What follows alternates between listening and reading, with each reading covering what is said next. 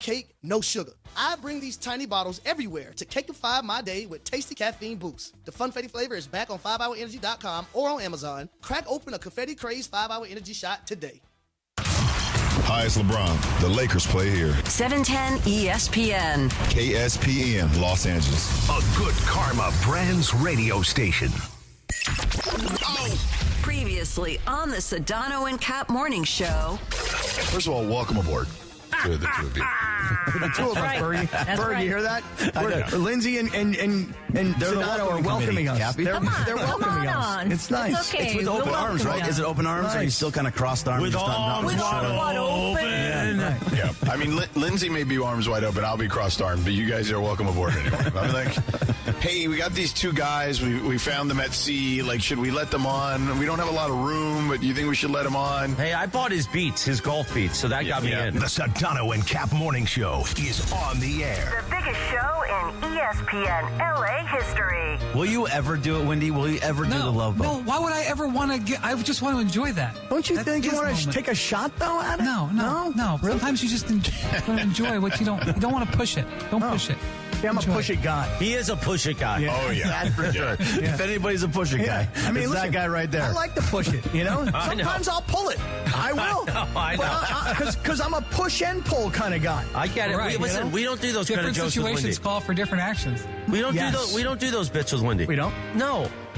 Those bits are with miscreants, not Wendy. Oh, so just you and me? Yes. Okay, we're the miscreants. Wacky forced radio stunt of the year. Ha-ha! Hey, that's better. Thank you. God, you're such a sourpuss. I swear to God, you can't take any feedback.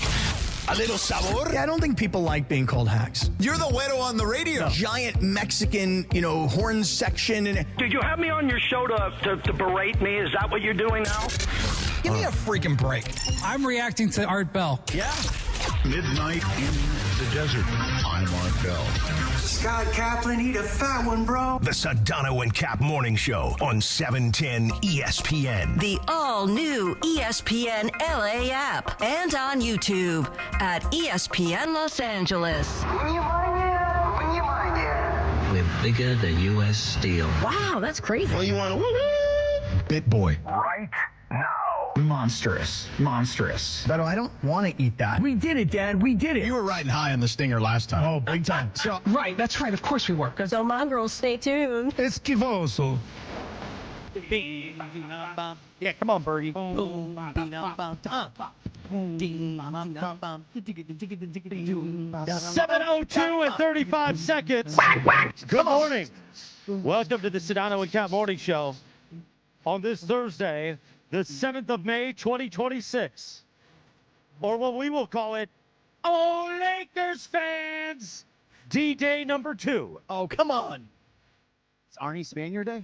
Oh, God, how great would Arnie Spanier be? Especially today without Sedano. We should call him. If Sedano found out we just put Arnie Spanier on the Sneaking Genius for an hour. Just call him just so he can say, "Oh, Laker fans." Oh, Come on. Today's D-Day number 2. yeah, why? You think Austin Reaves is going to play better tonight?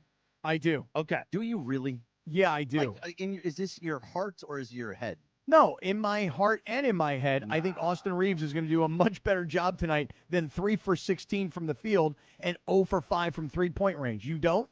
So, no, I mean, I think he'll have a better game than 3 for 16, but do you really think the way that the Thunder guard him and just guard in general, you think he's going to be able to get to the rim at his will? Well, let me ask you this question.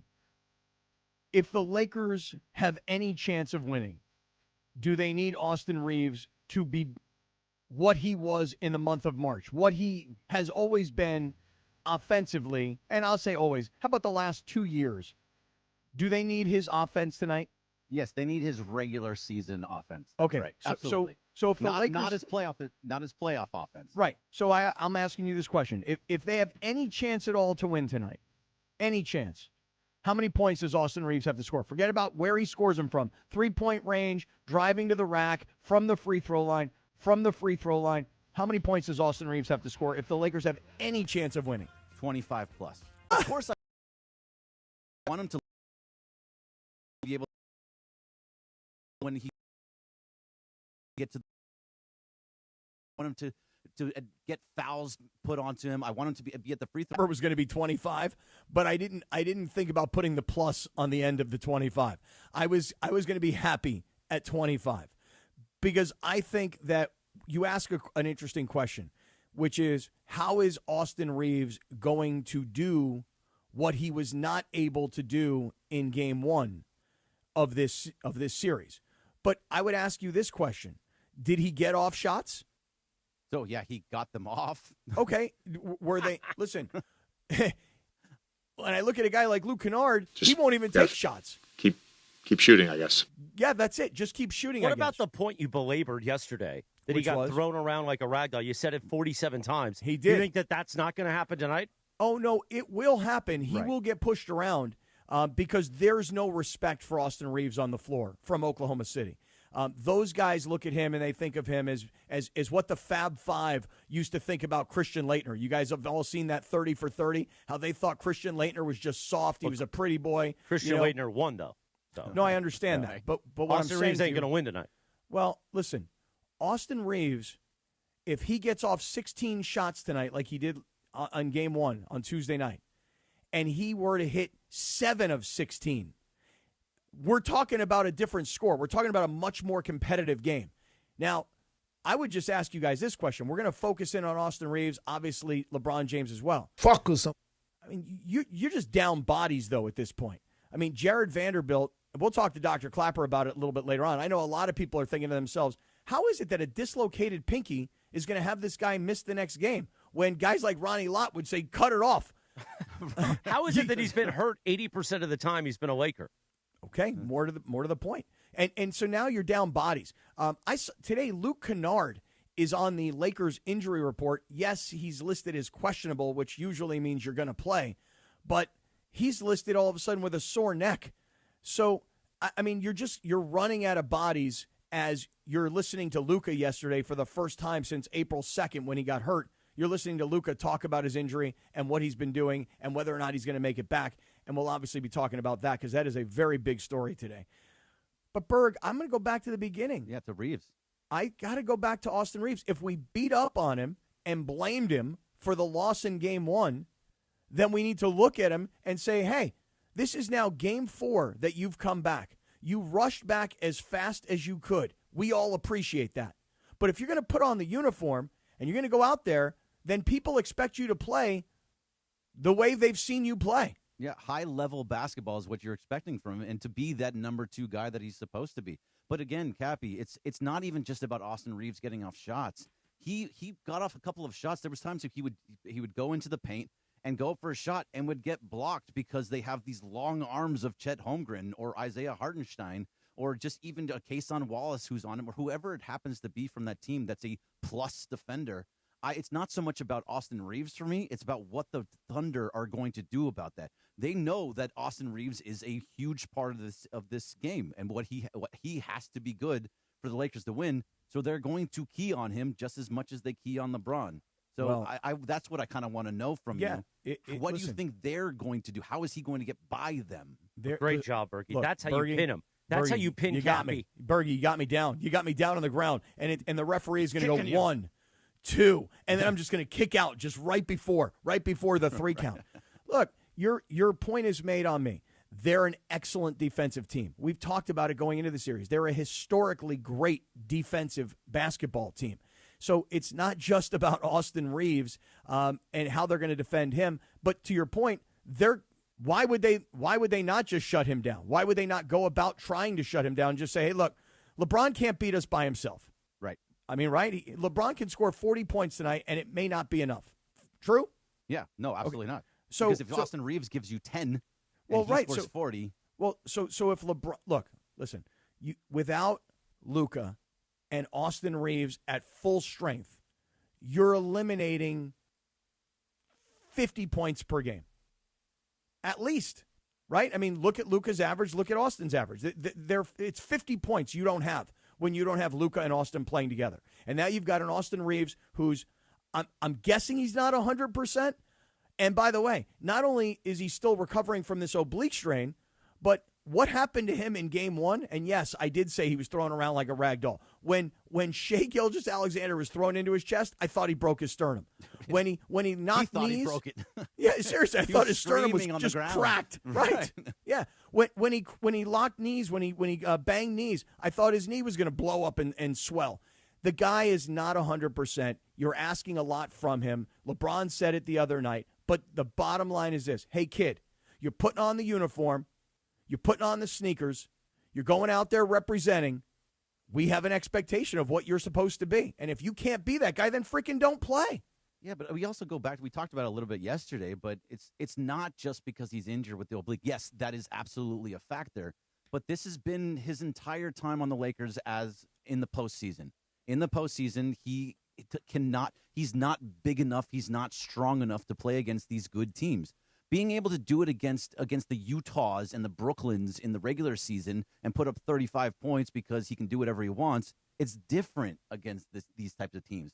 You had the Terror Twins in Houston that would just that shut him down, and now you have the entire Oklahoma City team 1 through 15 who are good defenders. It's not so much about his injury as it is just what he's been in the playoffs because he's not big or strong enough. I would say to you that you're right, that the opponent is an excellent defensive team, that Austin Reaves has had his postseason struggles, to be sure, and so this is his opportunity. Hey, we're all doubting you, right? I mean, we are all now doubting Austin Reaves. We are now thinking to ourselves, do you really want to put the money into Austin Reaves that he might be eligible to receive? Do you really want to put that kind of money into this guy if every single year this is the sort of postseason that you're going to get out of the guy? But I would say this: if he was the focal point on the loss because he was so bad at shooting and his 3 points were over and his passing on lobs were terrible, if you can't watch the film and you can't get coached up and you can't see what happened in game 1 and make adjustments, then maybe you're not right for this team. And maybe what this team should be thinking about going forward is, hey, look, LeBron's on a heater right now, and we all can appreciate that. It ain't going to last much longer. And by the way, as far as Luca's concerned, bro, take a seat. Relax. Chill. Oh. You ain't coming back. Well, he shouldn't come back, first of all. Take a seat, bro. Take a seat. Yeah, You're telling. So you're the anti-Ric man. Flair. You don't want him to come back. There is no reason.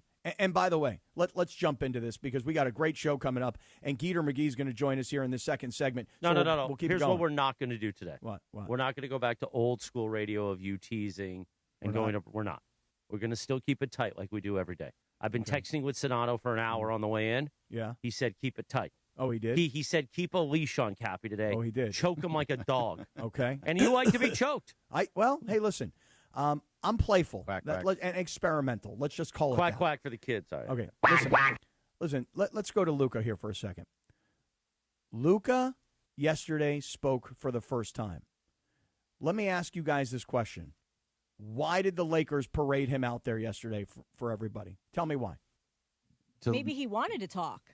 Okay, maybe. He'd be like, hey, guys, I want to play, but I can't right now. Yeah, but Yeah, it's to make it known that he's not playing. Correct. He's not coming back. That's right. I mean, I hate to be such a cynic, and Lindsay, I love your positivity. Maybe Luca wanted to talk. Maybe Luca went to the Lakers I don't and know said, if hey. it's positivity. I'm just saying, he's got to put on a brave face and be like, hey, guys, I really want to play, but I can't. Mm-hmm. Luca is paraded out there yesterday, whether it's by him, whether it's by his own personal PR team, whether it is by Nike, whether it is by the Lakers. It doesn't really matter. Somebody made a decision yesterday. We're going to put Luke out there, and we're going to tell everybody the reality of the situation. Because I will ask everybody here this question. On April 2nd, when he hurt his hamstring, and we heard grade 2 hamstring, and we don't know the difference between grade 1, grade 2, grade 12. Let me ask you guys, did anybody know back then that this was an 8-week injury? No, had no clue. Everything was being said as 4 to 6 weeks.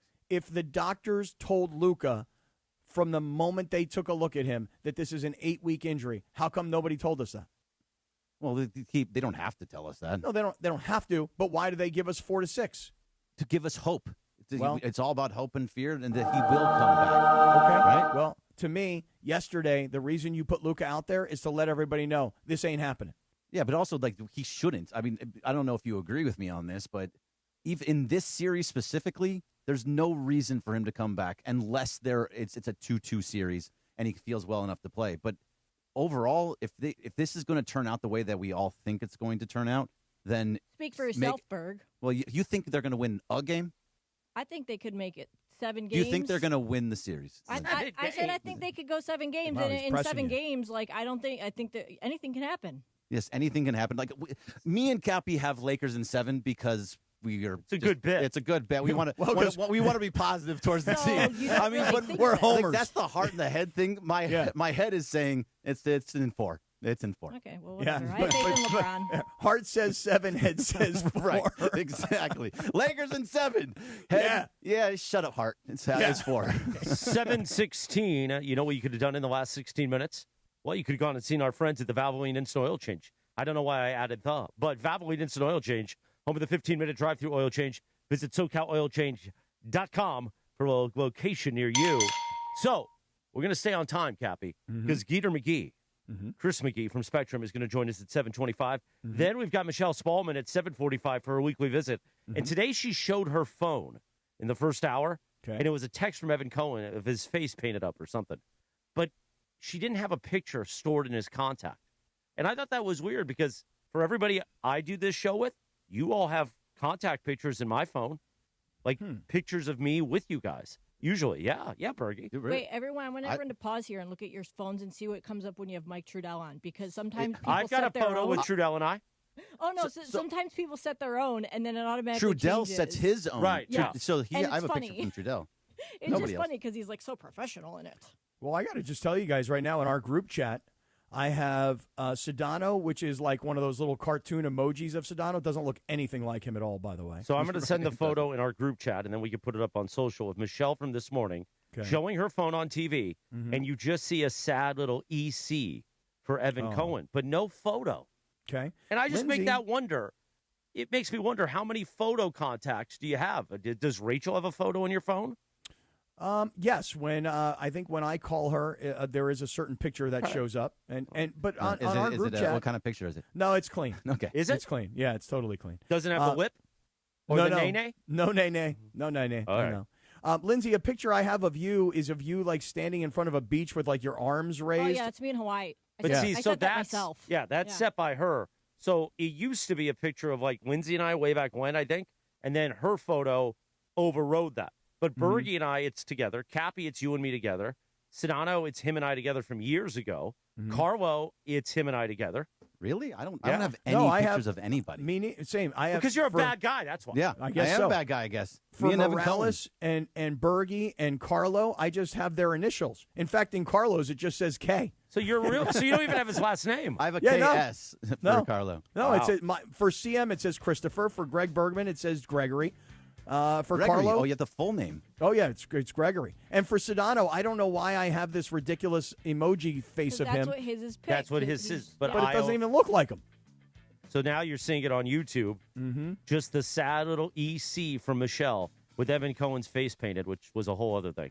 We don't have time to get into What is that. he, but a WWE wrestler of some kind? all now? they do is talk to WWE wrestlers I know. now. There's I the know. WWE show. All right, 7:19 on a Thursday.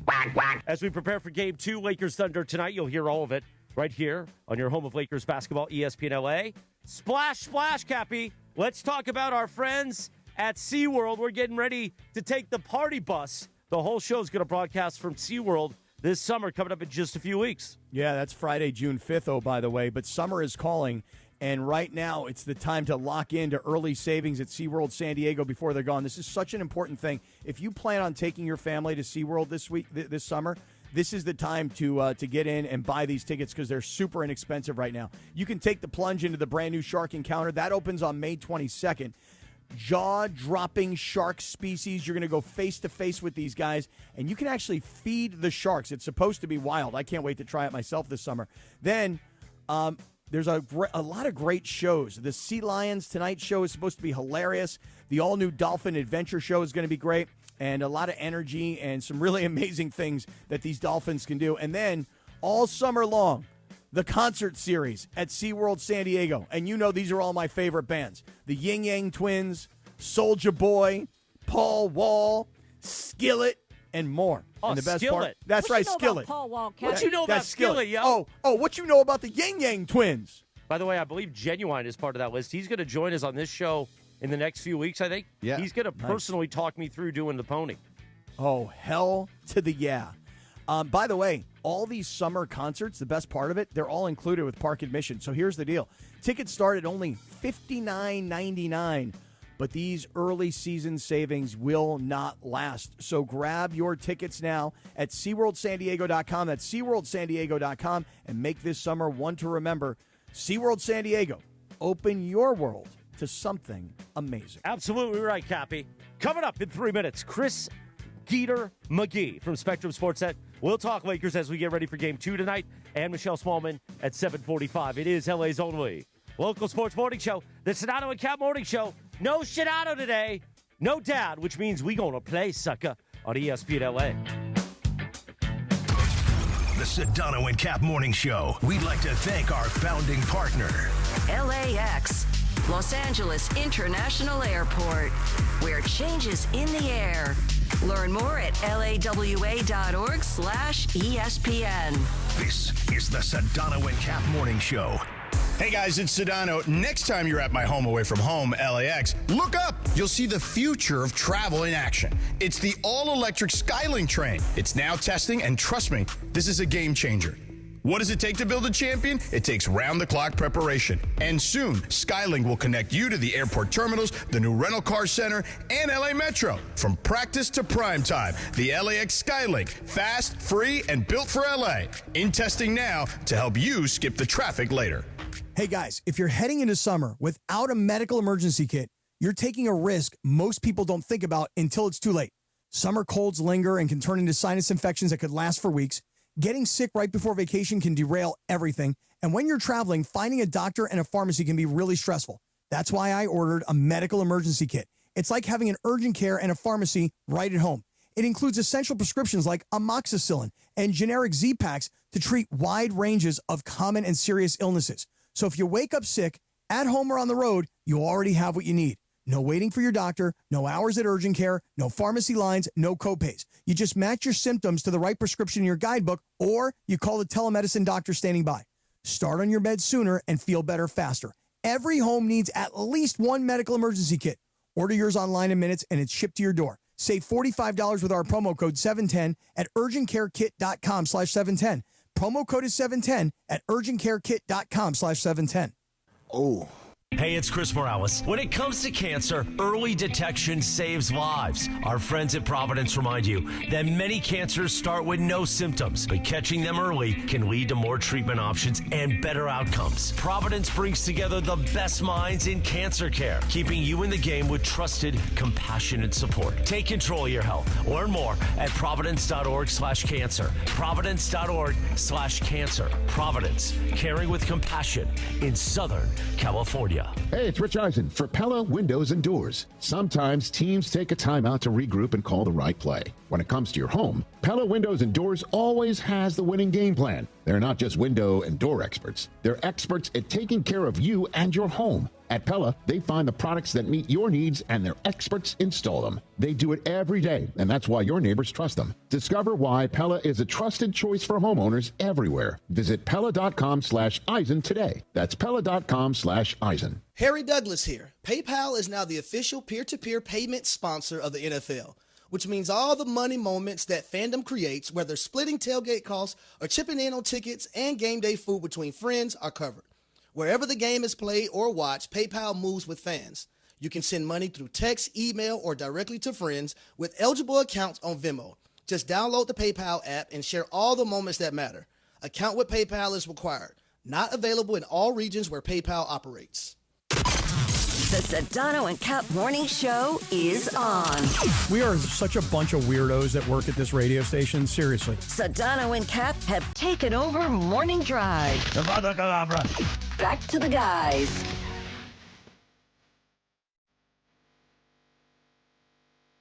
Yes, indeed. 7:25. The Sedano and Kap Morning Show on a Thursday. Cappy, on this day in 1977, the #1 hit, The Eagles, title track off the album Hotel California, Jack. Oh, yeah. One of the most legendary songs ever made. You know that they just booked like I want to say 6 or 7. 6, 7. Thank you. How many Lindsay, free? where were you on that? How many free concerts you gonna milk out of that one? Well, a lot of them. You know it's funny. Let's see how many people have had our friend Deacon Fry, the great Deacon Fry, on their own personal podcast. Mason Plus in the last few weeks. Yeah. Then the new solo Cappy podcast. I'm going to start a podcast and just have Deacon Fry on. Yeah, well, we made partner up. You know what I mean? It's funny you say that, though, because yesterday, Lindsay, you asked a question about when was the last time you bought concert tickets. I should have remembered that I had to buy concert tickets this past weekend for Jazz Fest in New Orleans for my daughter. Yeah.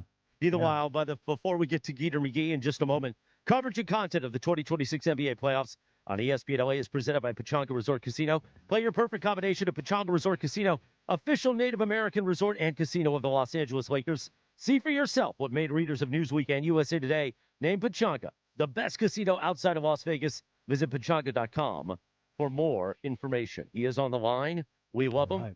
I need a photo of him in my phone, stored as the contact photo, because I don't have one, of the great Geeter. You have a picture of you two together? We don't have a picture of us together. We need that first. Next time Geeter comes in studio, I'm going to tell him, stop smearing cream cheese on Bergie's bagel and take a selfie with me. Never stop that, Geeter. The great Geeter's now on the show. Good morning, Geeter. I thought Bergie smeared Cappy, get out of my way. Good morning, Geeter. You're in my way right now. Good You are morning, in my gentlemen. way. Game day. How we doing? Geeter, we're good. So let's first of all start off with this. A little congratulations. I mentioned this on Monday. After the game last week, I guess Friday night after the Lakers wrapped this thing up, you were on your way to the Junior Olympics, and I gave you a lot of love on Monday. Congratulations to your daughter's Thanks, team, man. national champions, and also she's the MVP of the tournament. Man, that is awesome. Yeah, that was definitely the ultimate walk-off. This team had been together, since they were 12 years old, and this was their final Junior Olympics, final tournament ever before, heading off to college. And it's just a great group of kids and the parents. And, man, it was definitely emotional. But I didn't see MVP coming. That was, like, one of the coolest parts for sure. But, guys, they just kind of rolled through the tournament. The Lakers won on Friday, which was huge. I was on a plane first thing in the morning. Got there day 2 and 3, and Sunday they got it done, man. They went 9-0, and honestly, like, kind of wasn't close, but you're still nervous, and it was just a glorious run. So thank you for bringing that up. I know everyone wants to talk Lakers, but it was super special, and I cried a lot. I cried a lot. I got to admit. I bet you did, man. I'm sure. So now the Laker fans might be crying because we saw what happened in Game 1, and we started off this morning with this. So jump right into it. How can Austin Reaves, who got off 16 shots, he got off 5 shots from 3-point range, how can Austin Reaves somehow, now in his 4th game back after missing a month, being thrown right into the playoff heat, how can Austin Reaves become significantly more important offensively in terms of scoring tonight? So I think about his 3 games, and when he first came back, he had that first quarter, and he hit a 3, and he hit his other shot, and he had, I think, like 6 and 3, and I'm like, okay, he's back. And then he only went like 2 of 13 after that, but he got to the line 13 times, right? Then he struggled again the next game, but he had that third quarter where he had 4 straight buckets at the rack, 8 points, and he looked like Austin Reaves. But then OKC, right? Like, he had looks, and he's not knocking them down. So for me, I just think he has to do what he's always done and keep attacking. And he has to hit some threes, guys. Like for Austin Reaves, I think to have that game where, and honestly, I think he's got to have 20 to 28 points for them to win a game. Like I think he's got to hit 3 threes. I think he's got to get to the line 8 times. I think he's got to hit that little floater, and he's just not doing it. So he's not a kid that lacks confidence. So you just have to keep going. I know he's had a bad few games, and I know LeBron talked about being off a month, and I agree with all of that, but there is no other choice, man, but to keep going and keep attacking and keep playing the way that you do, because I believe he can, and I think the Lakers do too. Yeah, and Bergie, how about that? We asked the question earlier, what's the number? You said 25-plus points. Yep. Peter just said 28. Yeah, 20 to 28. Yeah, I mean, guys, he's got to be over 20, right? I mean, listen, like, he's got to be – and listen, he doesn't have to score 40. It's just not realistic. But, like, I mean, he can. But, like, he's got to be in the 20s. I think LeBron's got to be in the 20s. You got to give me Rui at 16. You got to give me Ayton at 15. You know, like there's got to be the balance, but AR's got to be over 20. I think. I really do. Yeah. So if he has to get over for them to win, yeah. Geeter, I totally agree with you. That's what we were talking about earlier. But like, how is he going to do it? Is there any way that, because you know, the Thunder are still going to. They know how important Austin Reaves is to this game. They know. So as great as a defensive team as they are, they're not allowing him into the paint. So if he's not allowed into the paint and not hitting his threes, what does he have to do to actually get those guys off of him a little bit? Well, maybe they can get creative with running some certain actions and running some certain sets for him. Maybe he can also be a little bit off ball and not always be the usage guy. So maybe there's a spot up situation with the ball moving, but also they got to get out in transition. And that's the hardest thing to do against this OKC team because they play so efficiently. And like you said, they don't really allow you to do it. I would like them to just get some easy buckets. I mean, maybe you still run that high pick and roll. Maybe he gets to the line a few times, but if he can see that first three go in, maybe there's more opportunities there. But yeah, Berg, it's not easy, man. Like they are physical with him. They throw a lot of bodies at him. And I think the difference between this team and the other team, and by the way, Minnesota kind of had that blueprint last year, right, with McDaniels and Ant and guys like that playing super physical with him. But then this year he kind of solved that and had a lot of success against Minnesota. So they just got to find creative ways. But one thing with this OKC team that just kind of blew me away was, you know, everyone kind of tightens it up in the playoffs, like 8 guys, maybe 9 at the most, and they're still running waves of 11 at you. Yep, they're running waves of 11 at you, 11 guys. So, you know, they had 8 3-pointers from their bench. Mm-hmm. I mean, Like, Jared you just McCain.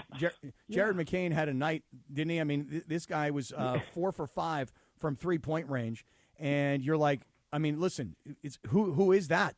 You know, and that's one of the things that Sedano kind of cautioned us about going forward. They're like, you're going to hear names of guys, and you're going to go, I don't know who that is, but how did he just go 4 for 5 from 3-point range? And that's the problem. Is that, and I said it from the beginning, Geeter, it's like LeBron is standing there by himself with a big sword, and there's an army of dudes that are coming, and they're well armed, and they've got horses, and they've got equipment, and they're well fed. I mean, it's like kind of LeBron and his little tiny group versus this massive army. That's the issue.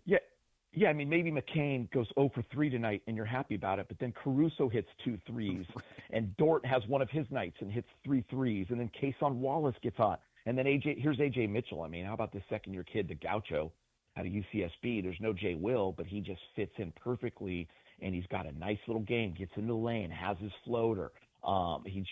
It's just, I think that's where Sam Presti has done such an incredible job. No Jay Will, but this kid goes for 18 or 20, and he plays efficient. And he gets to the line. So that's, I think, the biggest issue. Like, I do believe they can win a game, and I believe that they can win tonight. I mean, that's how I go into these games. And if you don't feel that way and you're not a competitor, then okay, whatever. But like they believe they can win, but to do it, man, you got to play.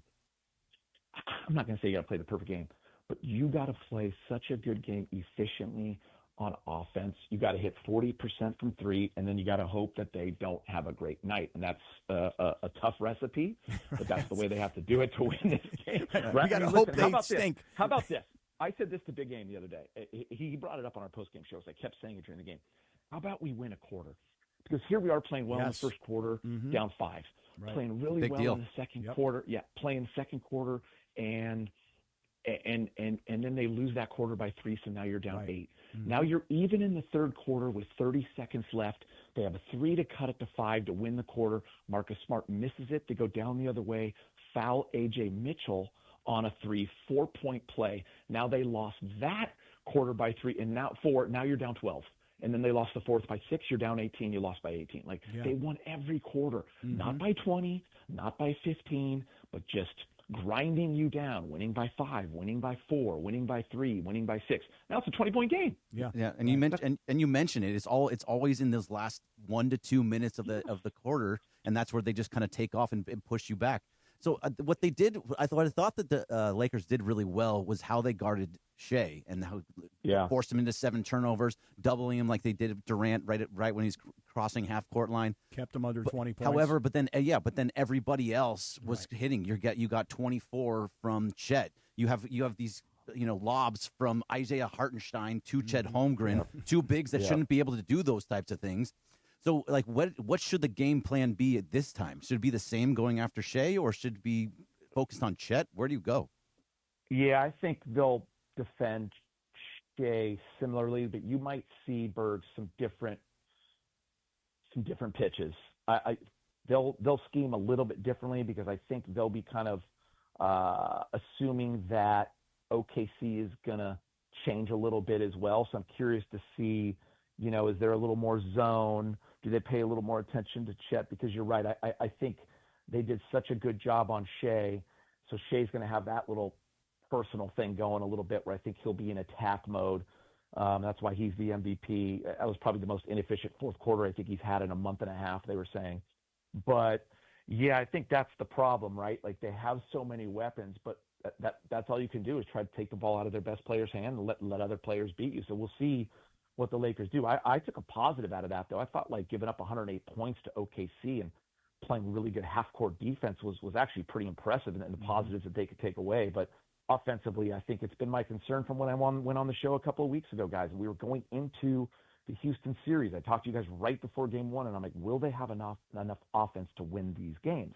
And against Houston, they found a way because Houston was so bad offensively. Yeah. But OKC, you're going to have to put up one of these games. You're going to have to go 118, 120 to beat them. Yeah, but I do think that you're right, that they did do a great job defending SGA, and I would think that they should probably try and stay with that and continue to challenge them to say, okay, this guy's not going to beat us. It may be these other guys. I mean, Chet went 2 for 2 from three-point range as well. I mean, all those lob dunks that you're talking about, Bergie, and those putback dunks, I mean, yeah, he's getting those in the paint, but he also could shoot from long range. Yep. You just have to say, look, they've got so much. If we can shut down their top player, and then maybe they don't have a great night, and then if all of a sudden Austin Reaves does go for 25-plus and LeBron has a big night, and maybe you get a contribution from Rui, or maybe it's Marcus Smart. And then lastly, they weathered the storm, Geeter. In the third quarter, they had that game to 4 points. They weathered storm after storm. They just couldn't get over. So when you've got the game close, you just can't let it get away. And that's the key, right, Cap? Like, you can't turn the ball over 18 times against OKC and win. And it's also at the most opportune time to make this a game. You can't turn it over and lead it to a 3-point play or a 4-point play. That just can't happen. And that, I think, was like always the key against this team. Like, they can drub you and they can bury you and they can come out and get up by 30, but they can also chip away at you. I think that's their superpower, and that's what makes them champions. And when you look at championship teams of the past, they did the same thing. So the Lakers have to have a great game taking care of the basketball. That's just the bottom line. And they haven't really done that outside of one game for the entire playoffs. So that has kind of always been my biggest concern. But listen, it's so cliche, guys, but like, it comes down to execution, right? Like, the Lakers don't have the personnel to do everything defensively. So they have to change things up. They have to take away an SGA. They have to focus on a Chet maybe one game. And then if the other guys beat you, they beat you, right? Like, that's a problem. So that's what the concern is. But, for me, like, also, I love what Rui's doing, and we just need another big Rui game as well. Like, that's a key guy to the series. If you're taking away some positives, like, he's kind of built for the playoffs, man. When you think about the body type, right?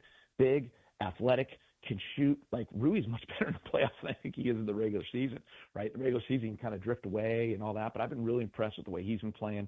DeAndre Ayton's been giving the Lakers a lot, so there's some positives to take away. I know Laker fans don't always want to hear that, but there's a team that battles. They don't give up. They hang in there. They fight. They take punches. Like, as a Laker fan, you got to be happy about that. Yeah, absolutely. And Rui, I'm glad you brought up Rui because that's where I was going to go next. Is that he has been bad and not bad, but not great in the regular season, and he is stepping up heavily in this postseason. Big time. We talk a lot about how guys are playing for a contract right now. Austin Reaves is obviously playing for one. Rui is too. He's got $18 million. He's going to try, and he probably wants to come back. But is he playing himself into a situation where the Lakers are like, okay, maybe we'll give you a little bit more because you're playing so well in the postseason?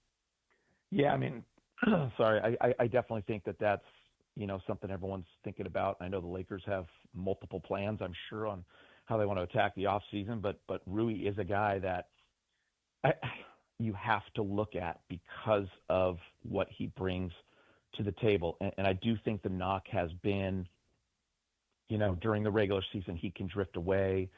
He can go stand in the corner when he's out there with all the superstars, but he can play in the playoffs, man. That style that gets slower.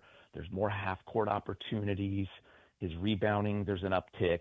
Defensively, he gets better. So Rui is definitely a guy that I know the Lakers will look at. And his listen, mid-range game. Look at the mid-range game is there's more mid-range in the postseason, but also guys it's taking a look at what you look at the best teams. Why are the Minnesota Timberwolves good in the playoffs? Why are the Spurs now where they are? And OKC's blueprint. It's those, it's the athletic wings. It's the guards that can defend and play both ways and spreading the floor. And then you got to have a couple of bigs, right? That's the recipe.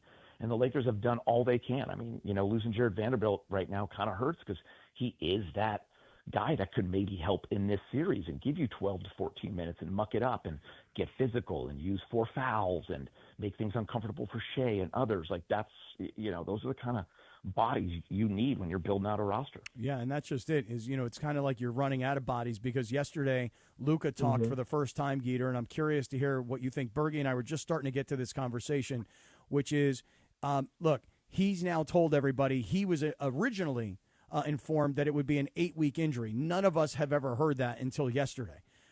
So with that, the likelihood of seeing Luca is seemingly very, very low right now. But I think our question is, do you even want him to come back? Because I would say this, I do not want to risk his next year. When you think about a guy like a Tyrese Halliburton, look, that was Game 7. You're putting your life on the line. And if you tear your Achilles and you miss the following year, oh well. But for Luca, the likelihood is very low that the Lakers can beat Oklahoma City, even though we all want to believe. And even if they were to get past Oklahoma City, which is a tall task, then what's waiting for them is more than likely going to be San Antonio. So I don't think it's even worth having the conversation about should he come back. He should not come back. What do you think, Eater? Well, I think there's been little hints along the way, Cappy, and I remember we talked to Dr. Clapper not that long ago, right? Mm-hmm. When I was filling in, and I've listened to every report, whether it's Windy, whether it's Shams, but it's funny because JJ never said Luca's coming back. Mm-hmm.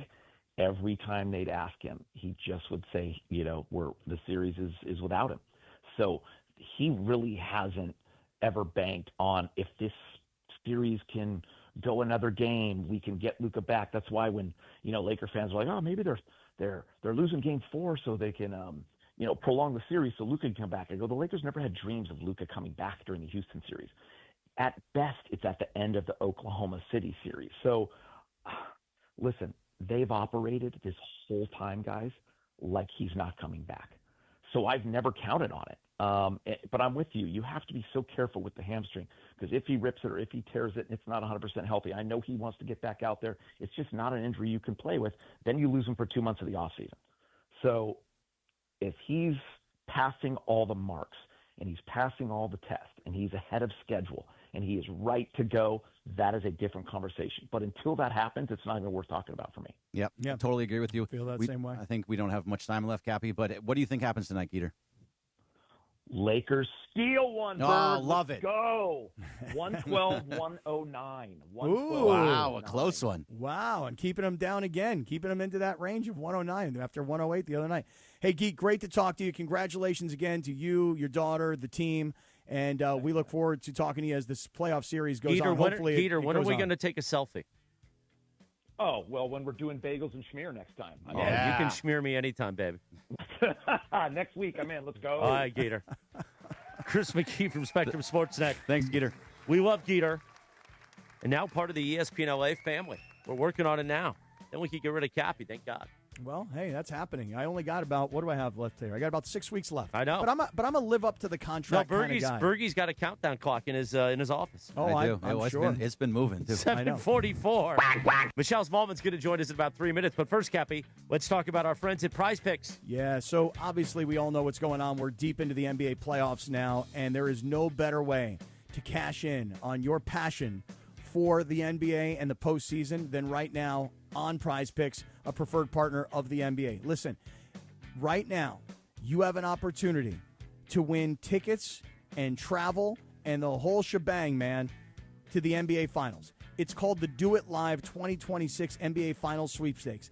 And what it is you pick a live square during the NBA playoffs, and you are eligible to win a trip for two to the NBA Finals. So for those of you that already play PrizePicks, you might be thinking to yourself, well, what's a live square? All you have to do is take one player in any game once it's past the tip. So like for me, for example, tonight I'm going to play SGA on points. I'm going to play LeBron on points. But in game, while you're watching the game and you're following along on PrizePicks, when you make a live player pick, that's a pick that means the game's already in progress. When you make that live player pick, you are automatically eligible now for the 2026 NBA Finals Sweepstakes, and you have a chance to win a trip for two to the NBA Finals. So download the PrizePicks app, use our code KAPPY, K-A-P-P-Y. You're going to get $50 in lineups when you play your first $5 lineup. That's code KAPPY, K-A-P-P-Y. You're getting $50 in lineups when you play your first $5 lineup. And let's get somebody who's one of us. Let's get somebody to the NBA Finals. PrizePicks, a preferred partner of the NBA. Thank you, Cappy. Tim McMahon from ESPN will join us at 8:30, less than an hour from now. Dr. Clapper in the YouTube hour at 9 o'clock, but up next in 3 minutes, the great Michelle Smallmon from Unsportsmanlike for her weekly visit right here on LA's only local sports morning show, the Sedano and Kap Morning Show on ESPN LA. The Sedano and Kap Morning Show. We'd like to thank our founding partner, Cadillac of Beverly Hills. Cadillac of Beverly Hills. Experience luxury at the top of its game. Visit CadillacBeverlyHills.com. This is the Sedano and Kap Morning Show. Hey, Ty Pennington here, back teaming up with Pechanga Resort Casino to give away another brand new house. Imagine yourself in an amazing, fully furnished, multi-million-dollar home in beautiful Orange County. All you need to do is play your favorite slots or table games at Pechanga Resort Casino. It's that easy. Visit Pechanga every Saturday to activate your entries for a chance to win a lucky key to the May 30th grand finale. I'll see you there. At Uline, the prevailing opinion is, if you don't live it, you don't believe it. The people at Uline believe in hard work, and they live it by being there 24/7 to answer your call, having 41,000 items in stock, and offering same-day shipping from 12 locations across North America. Business owners, sellers, buyers, shippers, and packers believe it. Uline is the hard-working, dependable source for your shipping and industrial supplies. Visit uline.com. This is John Ireland. Here in LA, we got tired of wondering what was in our tap water. So we installed a Life Source whole house water system. One system, better tasting water from every tap. No harsh chlorine taste, no salt, no hassle. Life Source is an essential home appliance. Call the Life Source Water California factory at 800-WATER-99 or visit lifesourcewater.com for limited time, factory direct pricing, and free installation. Life Source Water. Taste and feel the difference. Warranty limitations apply. That's right, Johnny I. Don't be a City Water sleazeball. Esquivoso. It's a Cosm Ticket Thursday. Listen all day for your chance to win a pair of tickets to experience Game 4 of Lakers Thunder at Cosm. That'll be the last game. It's playoff basketball. Every possession matters. Every moment counts. And there's no better way to watch it than in Cosm's immersive shared reality environment. For more information, visit Cosm.com. The Sedano and Kap Morning Show back in 90 seconds from right now. Hey guys, it's Sedano. Next time you're at my home away from home, LAX, look up. You'll see the future of travel in action. It's the all-electric Skylink train. It's now testing, and trust me, this is a game changer. What does it take to build a champion? It takes round-the-clock preparation. And soon, Skylink will connect you to the airport terminals, the new rental car center, and LA Metro. From practice to prime time, the LAX Skylink. Fast, free, and built for LA. In testing now to help you skip the traffic later. With Progressive customer service, there are lots of ways to connect with us, so you never have to miss a second of your favorite sport. Because you'd much rather watch a ball go through a net 124 times in 48 minutes when you don't really have to pay attention until the last two, and then somehow those 2 minutes will take an hour. You don't want to miss all that. Luckily, you can chat with Progressive on our app, online, or over the phone without missing a single one of those times the ball goes through the metal circle. Progressive Casualty Insurance Company, affiliates and other insurers, not available in all states or situations. Less than 4 in 10 kids aged 6 through 12 are playing sports regularly. 4 in 10 kids? Let it sink in. Just 4 in 10 kids. ESPN is building a nationwide coalition powered by Disney called Take Back Sports. with the purpose of training more coaches, expanding access, and creating community-driven sports programming that puts kids and fun first. We're working on that store. We hope you'll join us. Visit takebacksports.org to learn more. Hi, this is Avner Gatt, founding partner of the Sedano and Kap Morning Show. Avner Gatt Inc. is your trusted Los Angeles public adjuster. Call me directly at 818-917-5256 for help navigating the complexity of your insurance claim. Now back to the Sedano and Kap Morning Show. Good morning, guys. Good morning, Abner. 7:50 on a Thursday. The Sedano and Kap Morning Show. Cappy, on this day in 1996, the #1 R&B song, Bone Thugs, The Crossroads, Jack. Bone Thugs, Lindsay, is from Cleveland, right? Yes. Oh, yeah. Cleveland is the city where we come from, so run, run, run. That's what they sing. That is one of the lines. Nice job. I know all of the Bone Thugs songs. Trust me, I'm a diehard. Yeah. That was a 90s staple for me. Oh, yeah. Today is also National Homebrew Day. Does that mean like beer? You brew your own beer? Is that what the people do? I think that's what they do. Oh. They do it in their garage. No, it's true, dude. They do. Like serious home brewers, they don't joke around, man. These guys take it really seriously. And they're like, dude, taste my beer. And then you taste it and you're like, ugh. And then the vat blows up and it destroys their house. Yeah. By the way, if you were like in a homebrew group, if you Group? had your They have meetings? your brewing members, your friends stored in your iPhone, you'd have a picture of them in your contacts. You just sent a picture in our group chat, Cappy. Oh, this should be our contact photo. Earlier, we were talking about the great Michelle Smallmon from Unsportsmanlike weekdays 3 to 7 a.m. right here before this show with Evan Cohen. She held up a picture this morning on TV of a text from Evan Cohen that had his face painted for another bit. But stored as the contact photo, there was none. Just a sad EC for his name, Evan Cohen. And that got us on the conversation that I have photos for all of you. But, Cappy, you're also not the nice person, and you don't have photos for any of us. I don't. Michelle Smallmon joins us now on the Sedano and Kap Morning Show. Good morning, Michelle. Hi, Michelle. Good morning. How are you guys doing? Beautiful, but I'm sad about this. Like, you don't have a photo of you and Evan together stored? I have many photos of Evan and I together in the camera roll, but no, I don't make it as contact photo. Listening to you guys talk about this on the way in, I'm looking now. I don't think I have contact photos for anyone unless they assign it to themselves. Okay, same, exactly the same. But here's the thing, Michelle. I don't even know how to assign a photo of myself that if I were to send you a text, you would get the picture of me that I want you to get. I don't even know how to do that, number one. And in our group chat, the only people that have pictures are Sedano, who's got an emoji that doesn't look like him, and Lindsay from some picture in Hawaii. But, Chris, you didn't assign yourself a photo. So I don't know how to do that. And do we need to do that? Well, I just think it's like when people call me or text me and their photo pops up, like Sedano, when he calls me, a photo of him and I from 9 years ago pops up. It makes me smile. That's all. Okay. It's a nice thing. And it literally takes 2 seconds to set it. It's But not do that you do difficult, Cappy. Yes, Yeah. I do it. You do? Yeah. So when you call me, I should see a picture of you. No, I see a photo of you and I from 6 years ago on the golf course. But you have to assign that. Yes. Okay. Well, this is difficult for a This guy is like me, almost as Michelle. frustrating of trying to explain that the Lakers are going to win a game tonight. All right, now, Michelle, hold on. Let's go into this. You see, me and Bergie here, we're trying to hold out hope. I think, Lindsay, you're trying to hold out hope, too. We want to believe. Now, we saw what Oklahoma City did to the Lakers in 4 regular season games, and we know that they got beat by 30 points every game. But we tried to rationalize that. LeBron wasn't in this one. Austin Reaves and Luca got hurt in this one.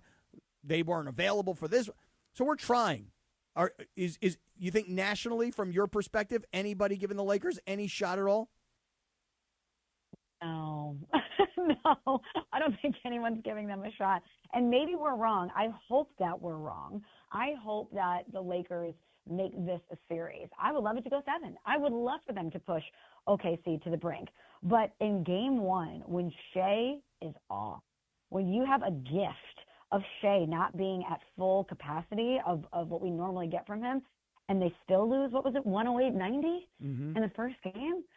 I just don't see it. Without Luca out there, I don't see a path forward. I don't see a path for them to make this competitive at all. But, I mean, you guys cover it closer than I do. You know the intricacies of this team more than I do. Maybe you could give us some hope.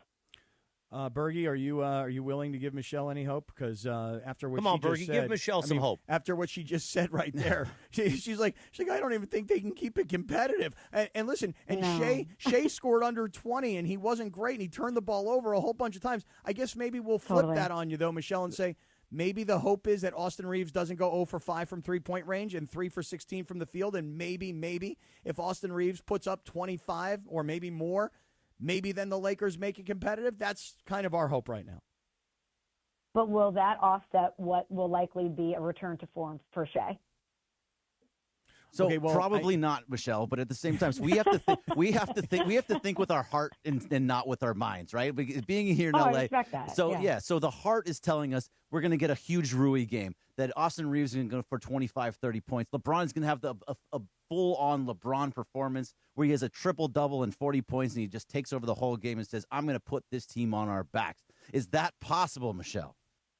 Okay, I love that. So we are in the storyline business. We always say on Sportsman that we're Team Us. And by that we mean we want the most compelling storylines to happen in sports so that we have the best stuff to talk about. You know, it's what makes our job fun.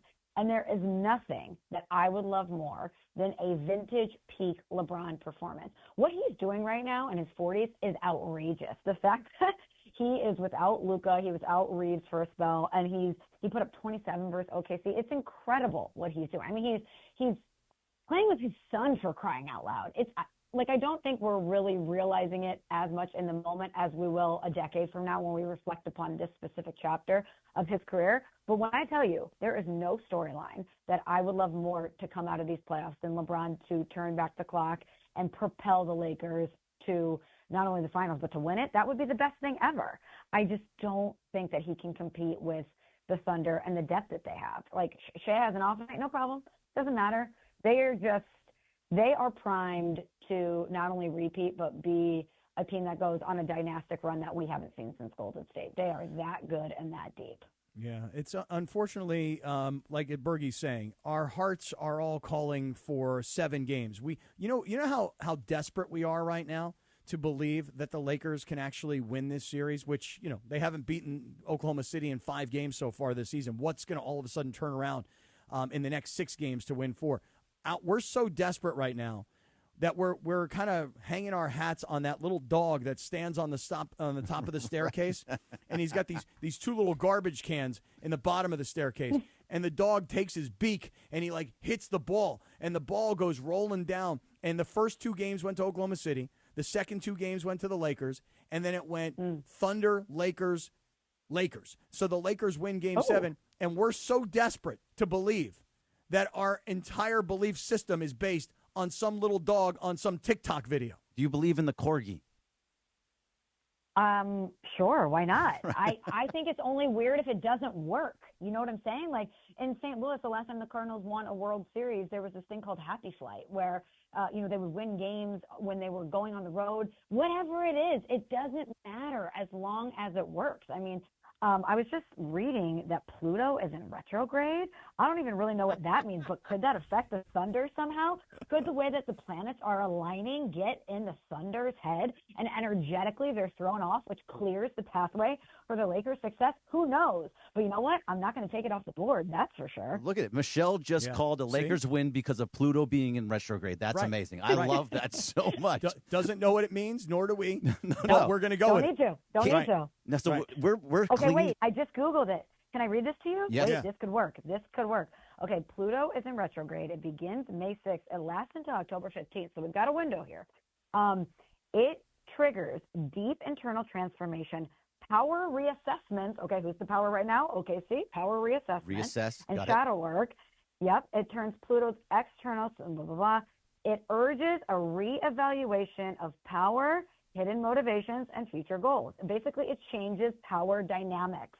OKC is the reigning power in the NBA. With Pluto in retrograde, that throws that all off kilter, okay? The balance has been disrupted. Wow. And who better than LeBron James to take advantage of what the planets are throwing his way?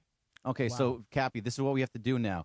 We have our board that says hope and fear and has Lakers in how many. We have to change it now to Pluto's in retrograde. Right. The Lakers are winning the game. Well, right. Here we have to have the hope side of it. The hope side of it is over here. Pluto in The hope retrograde side- versus OKC. Right. Pluto is in retrograde, Yep, and there the you Corgi picked the Lakers There in you go. 7. And then on the fear side, we'll just have the names of all of the Oklahoma City players. That's it. So here's I the love that. fear, and here's the hope. And the fear far outweighs the hope, but at least we got some hope. How about that?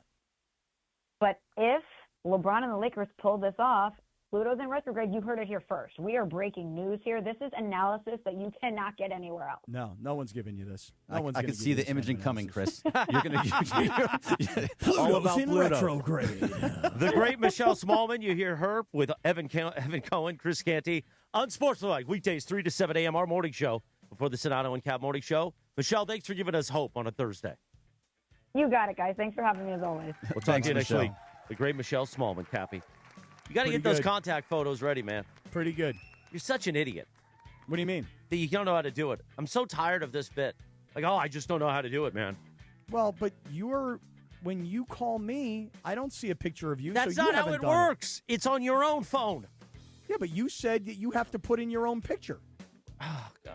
Didn't you say that? 801 at You don't know how to use KSPN your Los phone. Angeles, You're a Good bad Karma guy. Brands radio station. Now you stepped on the ID. You're a bad guy. KSPN Los Angeles, Good Karma Brands radio station. All right, when we return, we'll get ready for Tim McMahon at 8:30. We'll talk more Lakers. How about some Dodgers? The Dodgers. Destroy the Astros. We'll get Bergie's organ out. But first, let me tell you about my friends at George Chevrolet, Bellflower's Party Pal, the great John Good, Kevin Reaves over there. They're going to take care of you.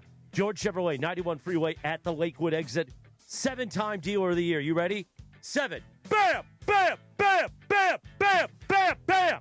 That's 7. Let me hold the cup up there. So Carlos Saisu in the back to put the camera on it. 7-time dealer of the year. They're ready for Military Appreciation Month. Traverse, Trax, Equinox, whatever you want, they got it. And the Memorial Day sales event is coming up.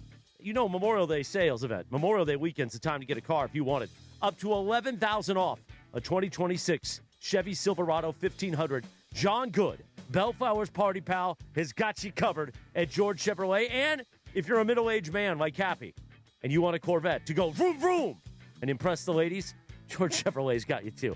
John Good, Kevin Reavis, 91 Freeway, Lakewood exit in the city of Bellflower. Our partners, the official vehicle of ESPN LA, comes from George Chevrolet. We're back on the Sedano and Kap Morning Show, LA's only local sports morning show, in 4 minutes from right now, sucker. The Sedano and Kap Morning Show. We'd like to thank our founding partner, Providence. Providence, caring with compassion in Southern California. This is the Sedano and Kap Morning Show.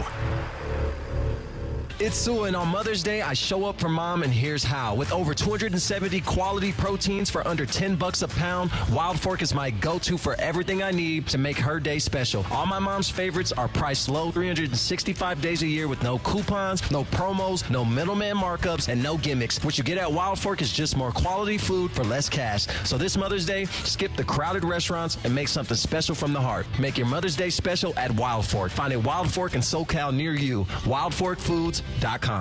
It's NBA and NHL playoff season, and there is no better place to catch the action than Cosm. Hey, it's Mace here, and you got to get into the Cosm Dome and experience every slam dunk, every goal on Cosm's massive, immersive display, and it's so real, you'll feel like you're courtside or right on the glass. Or head to the hall and catch every game on their wall-to-wall LED screens. Great food, amazing drinks, cocktails. Cosm has got it all. No better place to experience the playoffs than Cosm. For game listings and tickets, visit Cosm.com. I'll see you at Cosm. When pain keeps you from doing what you love, Hoag Orthopedic Institute gets you back to you.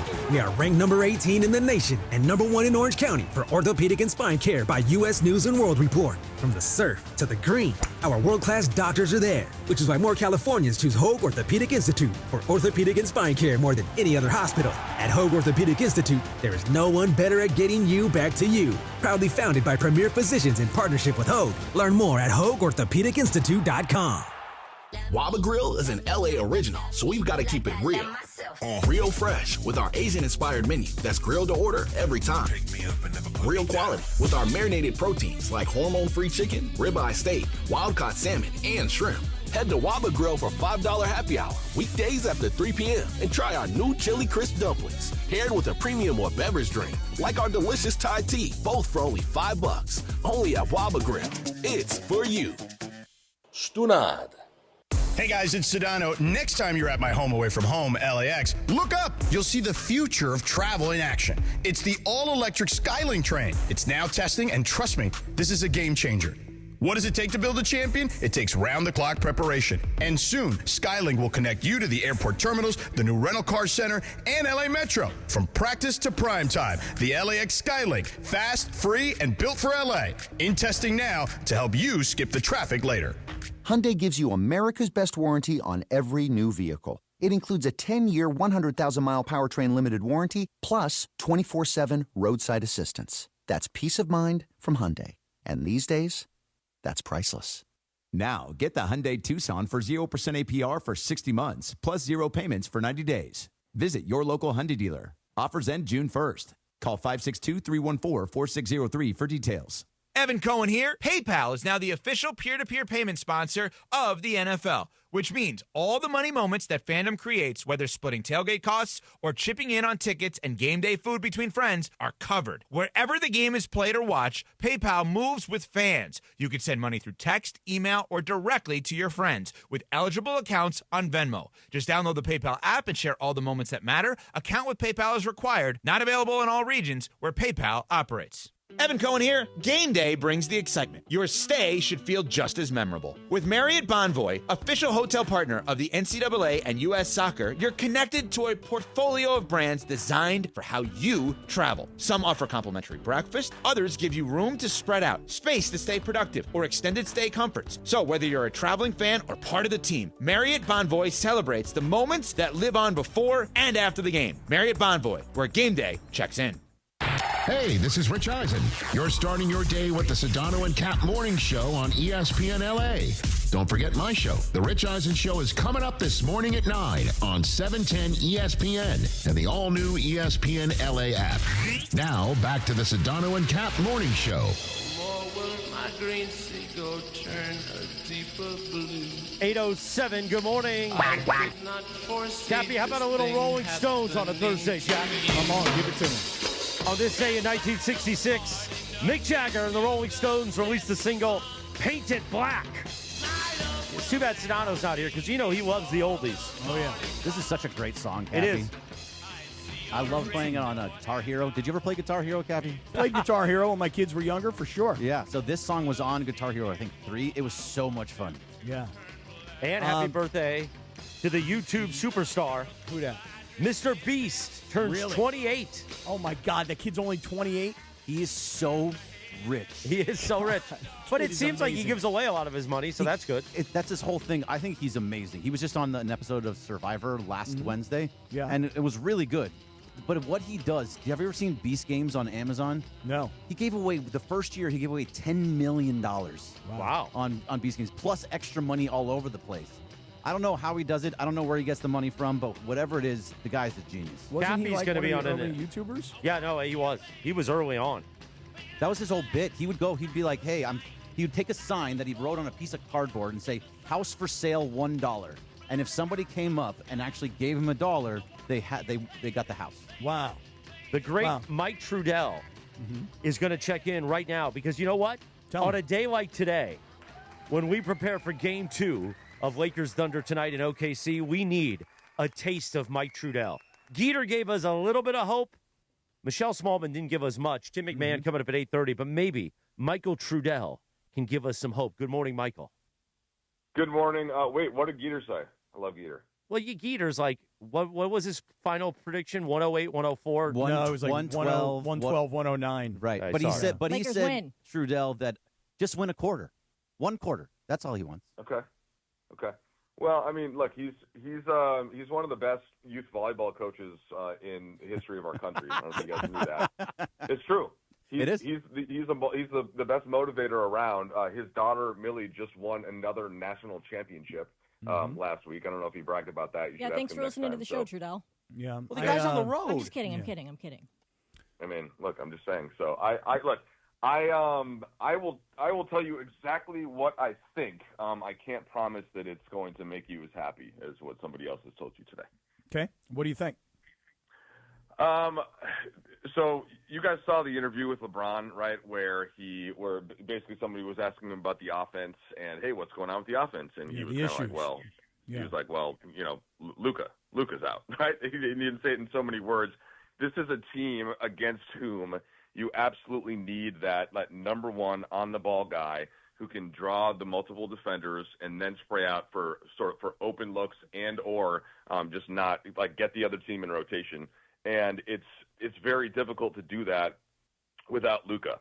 There were very obvious solutions to what Houston was doing, and even though nobody really picked the Lakers, once you saw that game one especially, even without Luca and when Austin coming back helped, it was there was a clear game plan as to what you could do to break down that defense and what you could do to expose them on the other end. OKC doesn't have those types of issues. There isn't a clear thing that you can do to better than game one to make them play differently. What you can do is execute nearly flawlessly, and that's kind of what J.J. Redick is saying, is emphasizing. That's what the Lakers have to do. They can't miss the open threes on the swing. They can't go 10 for 30, right? Reaves has to shoot the ball better. Everybody essentially, Marcus Smart has to shoot the ball better. So that's the solution as to how do they win the game.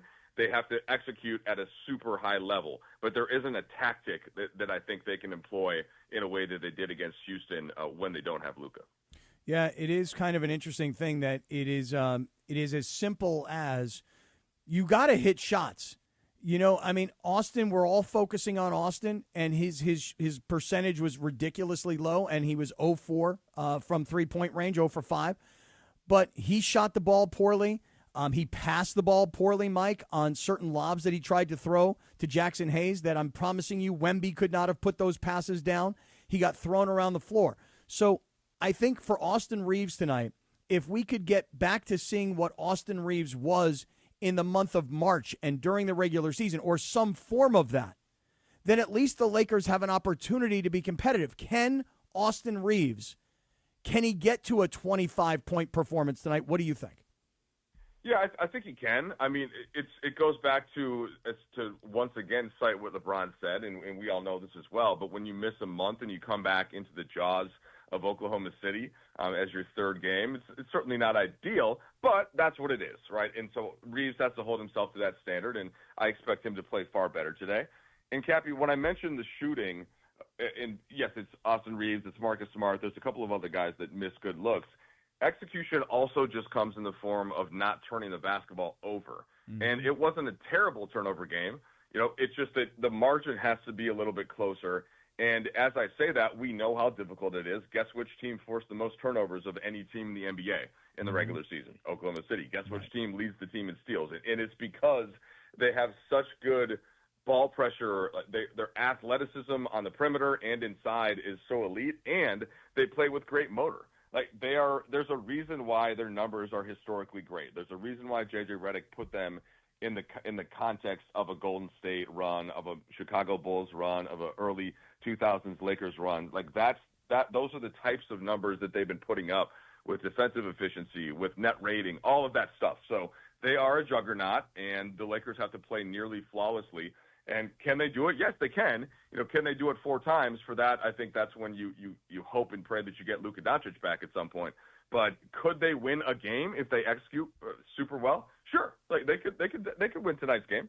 So if with Austin Reaves, do you think that maybe the game is just a little bit in the playoffs, it's just a little too physical for him? This is kind of how he's been in the postseason just in general. When he played against Minnesota, they had Jaden Daniels on him, or McDaniels on him, and he was very physical with him. Ant was very physical with him. That's what's the Terror Twins in Houston, and the kind of what OKC is doing now. Is the postseason just a little too physical for Austin Reaves? Well, I hear what you're getting at, Greg. It does make some sense. If you look back at the full history of Austin Reaves in the postseason, and we go back to the 2023 run, which is kind of when he announced himself to the national audience, right? That was the I Am Him, the Memphis series. Mm-hmm. Then he plays great against Golden State. And then against Denver, he's averaging an efficient 25-5, 55%. Now, in that case, right, he was the number 3 because it was LeBron, it was AD. and then he was the number 3. So we fast forward to the next year, and when or even fast forward to this year, Luka Doncic is taking that initial hit from the defense with the top of the key, the screen roll, and then Reaves is on the weak side attacking. He's close to 25-5 on high efficiency, and that's with LeBron kind of rotating between that 1A job and the 2 job. But when you ask Austin Reaves, or really almost any top 10 star in the league, to be that first piece that's going to go at a defense in the form of Minnesota last year in the playoffs or OKC this year in the playoffs, I would put the Spurs in that same category. I don't know if there's anybody in the East. Certainly Detroit. We'll see what they have their own offensive issues, but from a defensive standpoint, that is going to be tough sledding on Austin Reaves, and that's why you're much better off if you have Luka Doncic first, and that's kind of the game breaker, and then you have Austin who can attack on the second side. So, can he raise his game and be better as the 1 against those types of teams? Yes, but that's certainly not ideal, and that's not what you're going into a season wanting to ask him to do. It's a very difficult job. There's only a couple guys in the league that can do it efficiently. Mike Trudell is on with us at Sedano and Kap. So, Mike, I kind of heard you saying you almost sounded hopeful that Luca could eventually get back in this series should it be extended. But yesterday, the first time we've really heard from him, kind of the first time we've also heard that he was told it was an 8-week injury. I assume you may have been there for this conversation with him yesterday. I have zero hope that he will return for the remainder of this season. Do you still hold out hope? Well, I mean, hope is a specific word. Hope does not mean expect, right? So I think there's a hope. So Clear I distinction. have nothing. Yeah, I mean, I was there, of course. I mean, we listened to Luca and just how difficult it's been on him, and he you can just tell looking at his face. I mean, there's nothing he wants. All he wants to do is play basketball, and I think it's one thing if you, Cappy, for example, you're a kicker. I was far from the best player on my team in college and playing soccer, and so if I was going to miss a game, I could still look out there and see, okay, well, the best player's out there, the captain's out there, the team has a chance. Mm-hmm. And you could look out there and think, all right, well, hopefully both the offense and the defense play great, and sure, if you need me to come in and kick, I can. But if you're the best player and you're looking out and watching and seeing your team lose and knowing that you're the one person in the world, right, who could come in and obviously in a Lakers jersey, maybe there are a couple others, the one person who could go in there and make that ultimate difference, and you can't, it just sucks. And you're right, you mentioned that Luca brought up the 8-week timeline, and not necessarily timeline, just what the doctor had told him, and we hadn't heard that before. Obviously, if it does go to 8 weeks, that's not until the end of this month, right? We're closer to 5 weeks than anything else. So we just know that he started running. He hasn't started doing the other kind of ramp-up practice stuff, and there remains no return date. So I understand what you're saying, Cappy, and my hope was based more just on the definition of the word as opposed to any expectation. So if you're Luka Doncic, do you even want to play? I'm sure he wants to play, but maybe if you're the Lakers, do you want Luka to play? Should Luka play, or should you kind of just get ready for next year? Because everything we're saying is that this Oklahoma City team is just too good in all aspects. So should he just kind of shut it down and wait till next year, or would you rather see him come back? Or no, try I mean, or try. To me, that's more of just a medical question, Greg. Right? I don't think teams kind of have that discussion of if he is medically cleared and he feels like he can play at 100%, which we just had the same conversation about Austin Reaves. Once you're cleared, I think you come back and play. I felt that same way about Jason Tatum, or basically anybody coming back. There's a point where you get over the line. You hurdle that final spot that you have to clear in order to actually say the doctors and the MRIs come back and they say you're good. You're at no greater risk of re-injury than somebody is at an initial injury. And at that point, I think you play. And I do think the Lakers have a legit opportunity to beat the Thunder with Luka Doncic. He does the exact thing that resists the type of ball pressure that they can put on. But you can't rush that. You can't just because the Lakers are losing in the series and say, all right, well, they're going to lose this without Luka. No, you can't do that. The medical clearance has to come. And from what he said and just thinking about the calendar every other day for this next week and change, that does look like it's going to be tough, but we just don't know. You have to kind of take it day by day and see whatever the information comes back. All right. So, Mike, listen, we've not even mentioned LeBron's name because I think for all of us, LeBron is a given. We all know that LeBron's going to go out there tonight, even on a short turnaround, and LeBron's going to give you everything he's got. And we think, we've talked a lot about Austin Reaves, we hope that Austin Reaves is going to be better tonight. Certainly, it's going to be hard to be worse than he was in Game 1. But you tell us, who else are you looking at from the Lakers that you say, if this guy performs at this level, the Lakers have a chance? Or maybe it's not just about scoring, it's about defending. You mentioned turnovers. That was obviously the big story coming into this series. How can the Lakers win tonight? Well, so one player to mention that I think we haven't talked enough about because he's on a ridiculous streak right now. So Rui Hachimura has shot at least 50% from three for 12 straight games, including every playoff game so far, going back into the regular season. And so he is just locked in. It almost doesn't matter what the defense is. He's 6'8", he's shooting over the top. OKC tried to they way overreacted early in the game trying to run at him, and he had 2 dunks on the baseline. So then they had to go back to sort of the regular defense, and he ends up hitting his final 3 threes. He finishes at 3 for 6. So if there a way, because of how locked in he is and how hot he is, and it's not the same for Luke Kennard right now, right? Luke Kennard is not able to get shots off because he doesn't have that additional height, that additional kind of explosiveness in his vertical as Rui does. So is there a way to just get him a higher volume, and can that carry you through a couple more quarters? So that's one thing. And then I do think Marcus Smart will shoot better than he did. So the last piece, I thought DeAndre Ayton was really good in that game for the most part. And OKC did a good job sort of keeping – they were so good with their ball pressure that the Lakers had a harder time getting him the ball late. But they do have that chance to get over the top of the defense because of how much OKC is in rotation. OKC is happy to get in rotation. Sometimes teams are hesitant to do so because they can execute it. But one way to beat that is over the top. And can you get a little bit more from Aiden? Can you get Jackson Hayes going in some of those similar actions? And then what you're basically doing by forcing that action, Cappy, you're then creating the openings for those corner threes, those wing threes on the kick out if OKC then has to sort of overreact to what you're getting at the rim. So I know it's difficult to get all of this going, but that to me is the formula where you're getting stuff over the top to open up the threes, and then you're sort of making them pick and choose which part they're going to try to shut down. And that's how you get a consistent scoring effort against OKC. So earlier we were talking about Luke Kennard and the fact that he's on the injury report as questionable with his neck. What do you know about Kennard and whether he's going to go tonight? That's it, really. Just that he came up on the injury report is questionable. It wasn't. The report came up after we talked to JJ. So I'll ask JJ about him before the game.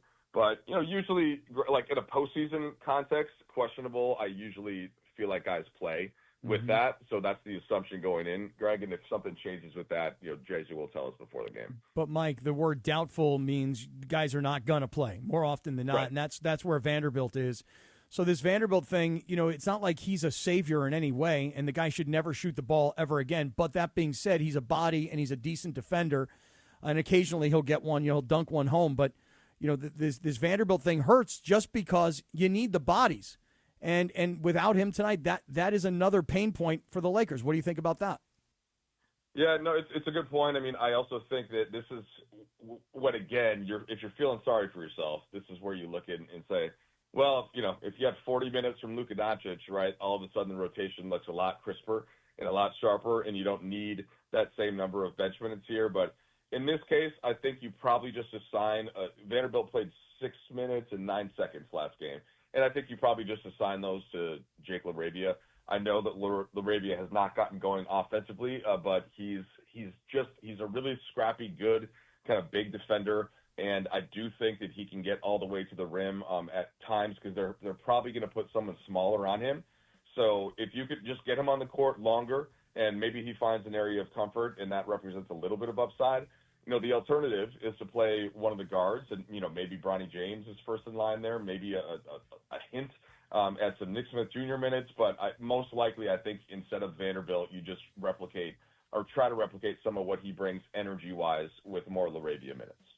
the great Michael Trudell. It's a hell of an appearance right there. That was great, Trudell. It's a Thank good you for appearance. being available for us on a Thursday. I'm always available for you guys. Always. We love you, Trudell. Enjoy Game 2 tonight. Well, Cappy, we're going to keep the NBA knowledge flowing. We're going to keep talking Lakers basketball. Tim McMahon from ESPN will join us in just a few moments. But first, let's talk about our friends at the Wellness Company. Yeah, let's talk about the medical emergency kit that is produced by the Wellness Company. I'm holding it right here. For those of you that are watching on YouTube, great. For those of you that are listening on the app and on radio, just hear me out for a second. Look, if you get sick and you're like, oh, man, I need a Z-Pack. That I know. I'm an adult. I've been around enough. I know that a Z-Pack is what I need. Yo, you got a whole bunch of friends that are doctors that are ready to call in prescriptions for you? Or are you going to have to call the doctor, make an appointment, maybe do a telehealth call, or maybe you're going to have to go stand in line at the pharmacy and people are going to be coughing and sneezing on you, or you're going to be spreading germs. You don't need to do any of that. Not when you have the medical emergency kit, because inside the medical emergency kit are all the medications that you might need should you get sick. Things like amoxicillin. You got anybody who's a parent out there, you know amoxicillin. I mentioned Z-Packs. All of these medications are in the medical emergency kit. Now, you are not a doctor, and I understand that, nor am I. I don't know for sure what medicine goes with what, but that's why you have the guidebook. I'm holding this up for you for those of you that are on YouTube. The guidebook is something that you go into and you go, hey, look, I got a really sore throat, or my ear is in agonizing pain, or I'm super nauseous, or, hey, it hurts when I pee. I'm just giving you like little things that might happen. You go inside the guidebook, and then it tells you this is the medication that you should be taking. And I carry this thing with me everywhere because if I've got it in my home, but then I get sick when I'm out somewhere else, you know how hard it is to find a pharmacy or find a doctor or get a prescription called in? You don't need to do that. You take this with you. I'll just give you one other small piece of advice, which is if you've got a kid who's in college, and I know a lot of the colleges are, you know, the years are coming to an end and kids are graduating and kids are coming home from school. But when your kids are in college, they should have this, the medical emergency kit, 100%. Everybody should have one. Every home should have one. And now you can save $45 when you use our promo code 710. You go to this website, urgentcarekit.com/710, urgentcarekit.com/710. Use our promo code 710. You're saving $45. Let's get everybody right now to order what you all should have, this medical emergency kit from the Wellness Company. Thank you, Cappy. 8:27 on a Thursday morning. Lakers Thunder Game 2 tonight. You'll hear all of it, all the coverage, right here on ESPN LA, your home of Lakers basketball. Coming up in 3 minutes, Tim McMahon from ESPN will continue trying to give us hope. Right here on LA's only local sports morning show, the Sedano and Kap Morning Show on ESPN LA. The Sedano and Kap Morning Show. We'd like to thank our founding partner, LAX, Los Angeles International Airport, where change is in the air. Learn more at lawa.org/ESPN. This is the Sedano and Kap Morning Show. Call Jacob. Listen, Cappy, you know, I've been in an accident, you've been in an accident. It's a very traumatizing situation, okay? We've all been there. And the reality is, we tell people all the time because we would do it too, okay? When we get into an accident, we will call one person. We count on Jacob because Jacob is the man you can trust. He's been doing it for people in LA for nearly 3 decades. Right. 1-800-345-6789. That's how you call Jacob. And by the way, we talk about car accidents a lot. It's not just car accidents. You could be in a grocery store and slip and fall. You could be walking across the street as a pedestrian and get hit by a car. You could be on a motorcycle and you could get hit. It's not just purely being in a car accident. Any kind of an accident, that's why you call Jacob. Right, and I counted on Jacob when the insurance company changed their tone with me. I'm like, whoa. You know what? I don't think I need to talk to you. I think I need to call Jacob. That's when I counted on Jacob, Cappy. Accident or injury, call Jacob and Ronnie. Call Jacob. 1-800-345-6789. Call Jacob. Pizza Hut is bringing the heat with their new hand-tossed crust. Crispy and golden on the outside, soft and fluffy on the inside, finished with buttery garlic parm seasoning in every bite. And right now, grab a large pizza with any 3 toppings for just $11.99, delivery or carryout. When you're hungry for big flavor, keep the Pizza Hut coming with the $11.99 large 3-topping deal. Order now at pizzahut.com or download the Pizza Hut app. Limited time offer. Additional charges for extra cheese and toppings, stuffed crust, and original pan. Top athletes, big moments, one night. The OC Sports Awards hosted by Travis Rogers. June 18th at Angel Stadium. Celebrate greatness and be part of one of Orange County's premier sports nights. Get your tickets now at the OCSportsAwards.org. Tim McMahon from ESPN joins us in 90 seconds from right now. Hey guys, it's Sedano. Next time you're at my home away from home, LAX, look up. You'll see the future of travel in action. It's the all-electric Skylink train. It's now testing, and trust me, this is a game changer.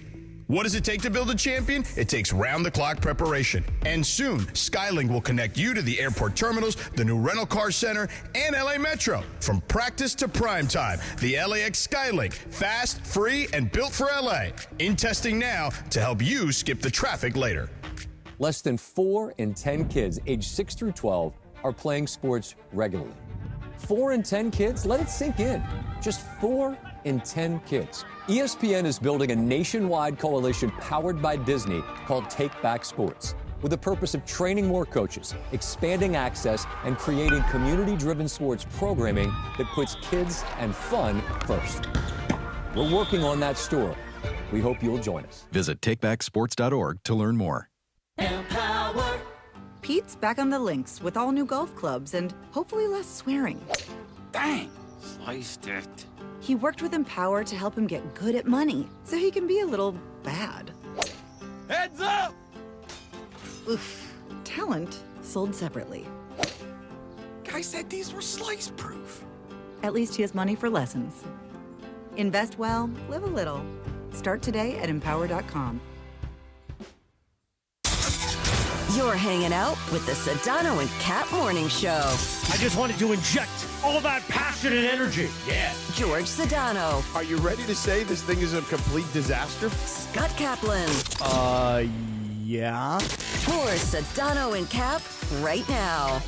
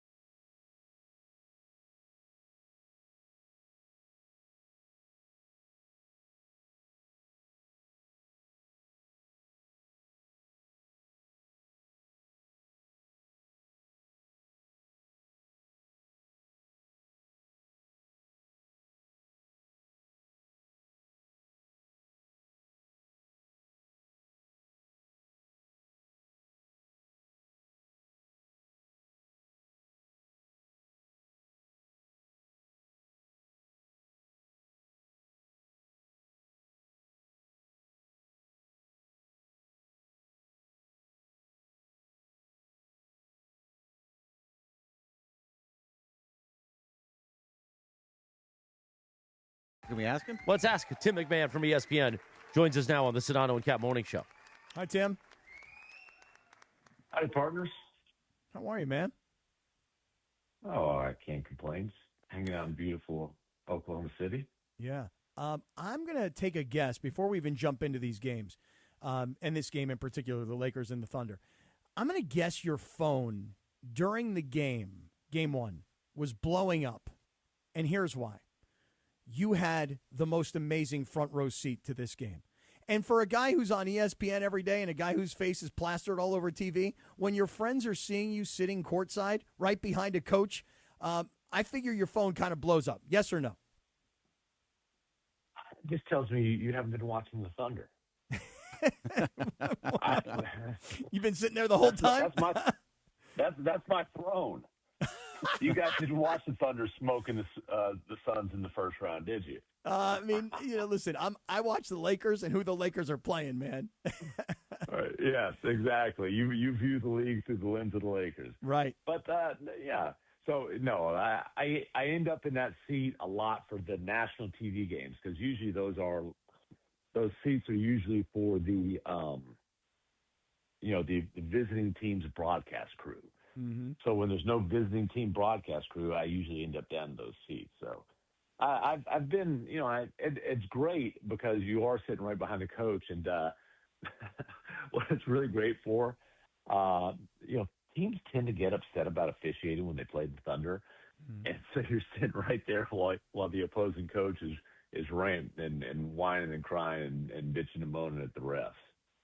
Well, yeah, I was watching the whole game. I was like, "There's Tim again." Oh, look, there's Tim. There he is. Right again. There I am. Hey, Tim, again, just before we get to what's going to happen tonight, I want to go back. We've all talked to you in the past about your book, The Wonder Boy, the Luca Doncic and the Curse of Greatness. We've talked about the book, and we've talked to you about, your experience covering Luca. Yesterday, he comes out. It's the first time he talked since the injury. And he told everybody yesterday that the doctor's original diagnosis was 8 weeks. None of us ever heard that. Yeah. Nobody was ever told, hey, this is an 8-week injury. So I'll start off by asking you this. Why do you suppose that yesterday Luca finally spoke to the media and said what he said? You know what? I actually went out to dinner with a bunch of LA media types last night, and I asked the same question. I'm like, what do you think? And I was over at OKC's practice facility, so I wasn't at the Luca media session. But this, my assumption is that Luca decided that he wanted to talk. And, my takeaway from that was he wanted to make it real clear, like, dude, I'm not coming back to the series. Like, let's not have that be a storyline that's lingering. And if Luca's not coming back to the series, I'm not sure if I'm coming back to Oklahoma City until the Western Conference Finals. By the way, if he is coming back to the series, I'm still not sure. But, my read on that was he wanted to really, I would say, crush expectations of him coming back at some point in the series. I agree. Yeah. I mean, I think that's exactly why the Lakers did it. And I think it's why they gave us detail that none of us had ever heard. Hey, it was an 8-week injury. I was told that from the beginning. I went to Spain. I got these treatments, and it took 4 days in between the treatments. That's why I was gone so long. But I'm back now, and even what I'm trying to do, and it's paining me, it's killing me to see my teammates out there without me and knowing that I can't help. As much as that hurts, I'm just letting everybody know there is a very, very, very low probability that I will not be back this year. Well, and look, let's say even miraculously, let's say that he heals. Like, you're coming back during this series against this team after what would the timetable be now? It would, a 5 or 6 week absence. With, obviously he's not been able to do the kind of conditioning to be in game shape. Like, dude, even if he was coming back in the series, the situation, the circumstances are stacked against him. And by the way, that's what Austin Reaves is really dealing with right now. Like, Austin Reaves rushed back from an oblique injury faster than his timetable, right? It was a 4 to 6 week injury. He came back in 27 days. And, was able to help them beat the Rockets, but he's going to deal with the Oklahoma City defense under those circumstances. Like, you saw, game one was rough, 3 of 16, 8 points, and the thing about that is he wasn't even the primary focal point for them defensively. Lou Dort was guarding LeBron. Jalen Williams, who usually gets the second toughest assignment, he's dealing with his own hamstring injury. He's wearing a god awful pink denim jacket on the bench. I kind of like that. I kind of like the jacket. I really did. I thought it took guts, and I thought it was the kind of thing that when you got money, you can buy stuff like that. And I was like, you know what? I kind of like that jacket. I thought it was good. It was I don't know, it was short, it was pink. There was a lot going on there. Anyways, he's not. He typically he would be guarding Austin Reaves. It was A.J. Mitchell guarding him, who's a solid defender, but he's not an all defensive guy. They've got a couple of those caliber dudes coming off the bench. But again, even with LeBron being, getting the best defender, Austin Reaves had a really, really tough time in game one. And the only chance for the Lakers to draw blood in the series is for Austin Reaves to be awesome. And I don't know if that's going to happen. So, Tim, and it's Greg Bergman here. And so you're talking about Austin Reaves. And Reaves has been, in his playoff career, has not been great. And yes, he's coming off the oblique injury. We talked to a lot of people here at ESPN LA, and we're talking to a lot of people that work for the team, so probably can't answer as well as you can that's outside. What do you do with Austin Reaves in the offseason? Because he is not, it seems a little bit too physical of a game in the postseason for him. Do you give him the max? Do you think they should give him max? Can you give him less? What do you think the path for Austin Reaves is in the offseason? You don't get cute.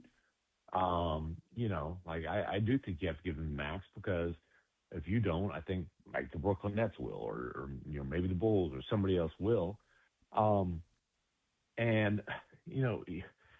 Austin Reaves, you're not paying him that money to be your primary offensive option. You're paying him that money to be the co-star alongside Luca Doncic.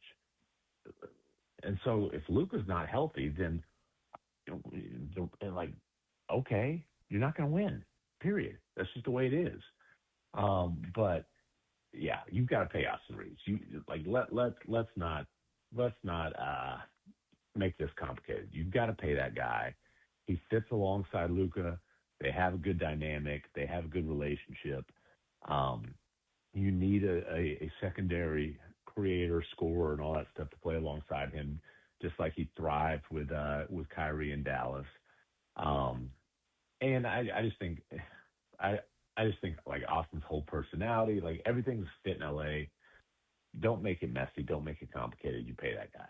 So I understand that. Sorry, Cappy, real fast. No, keep going. Yeah, so the fact that, like, you have LeBron that you were going to have to pay also. Maybe not the full max that he could possibly get if he was a little bit younger. But so now you have LeBron, AR, and Luca all coming back. And this is an offseason where you basically have empty books. You can kind of go out and do whatever you really want to, and trying to get as much to fit into Luca's scheme like they did in Dallas. Do you think that can happen when you have those three guys taking up a large portion of your cap? You don't have to pay LeBron. Really? I disagree with that. Oh, really? No. What do you think? Why do you have to? Well, I think that if LeBron is back in LA, it's going to be at a significant pay cut. Because the simple fact is the priority for the Los Angeles Lakers is to build a long-term sustainable contender around Luca Doncic. LeBron at 41 is still an incredible player. But going into his age 42 season, he's not part of the long-term picture. Right. So it's obviously a year-to-year thing with LeBron. So if LeBron's back, it's got to be something that fits in the financial puzzle, and they've got to upgrade the roster around Luca and Austin Reaves. Austin Reaves he'll be the last piece of business, like officially. Just because they'll want him on a cap hold, but to me, they've got to get more athletic, and I think they've got to do something to address the big man situation. Ayton actually played well in the first half of Game 1. He was a pretty big reason why they were hanging around, but like DeAndre Ayton's not a guy you can count on, and they've got to figure that out. I don't know how, but they've got to figure that out. Tim McMahon is with us today on Sedano and Kap, NBA reporter from ESPN, and he is in Oklahoma City, and he was sitting front row, and he got to see all of it in person. Got to see it, hear it, feel it, the entire thing. So, Tim, tonight, we've all been talking about Austin Reaves and the poor shooting performance. We've even kind of glossed over the fact that Marcus Smart had a almost equally as bad shooting performance. It wasn't quite as bad because he did knock down a couple of threes, whereas Austin was 0-4.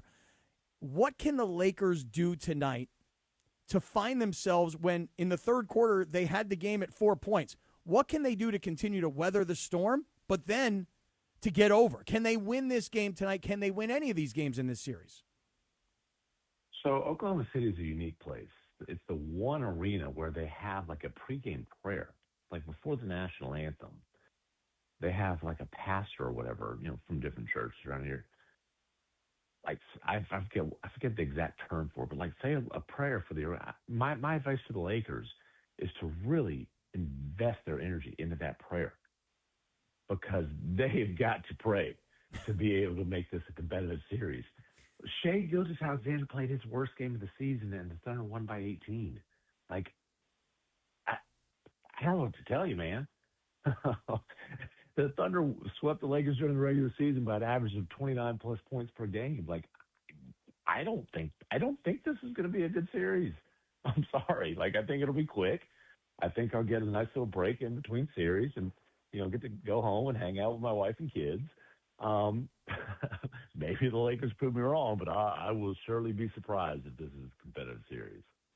So your suggestion in terms of strategy tonight is pray.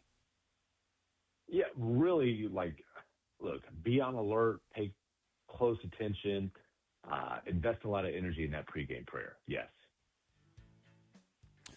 This is very interesting analysis, Tim, because we're trying to figure out something that's going to give us some hope, and we maybe didn't even realize the pregame prayer happened in Oklahoma City, and that's our hope, guys. Tim McMahon has just given us our hope. Yeah. Just pray, Jack. Right, so we have the pregame prayer, and we had Michelle Smallmon on earlier, Tim, and she was talking about Pluto being in retrograde. So those are things that we're holding on to. And then Chris McGee was on earlier and said, just win a quarter. So these are our three things that we have to hold on to today. Oh, my God. We're toast. There you go. The great Tim McMahon from ESPN. Thank you, Tim, as always. Tim. Oh Thanks, Tim. That's hilarious. There you go, Cappy. Those are your three things. Oh, my God. Bergie, have you put them up on the board yet? I think we have to put them on the board. Pluto in retrograde. Pluto in retrograde is my favorite. That's the best one, yeah. The pregame prayer is another one that I'm really excited about. You know what we haven't done yet? We haven't pulled out Bergie's organ. No, that's so we'll do that a little bit here. Plus, we'll do more of it in the YouTube hour. Dr. Robert Klappa, how are you? At 9 o'clock, thanks to Cedar Sinai. As I always like to tell you, don't be a City Water sleazeball. Esquivoso? Esquivoso. Exactly right. That's why our friends at Life Source Water, they got you covered in the city of L.A. and all of Southern California. We know you're tired of wondering what actually is in our tap water, right? There's chlorine. There's nastiness. Makes you feel gross. That's why we install, me and Johnny I, a Life Source whole house water system. And Cappy wants one, I'm too. getting one.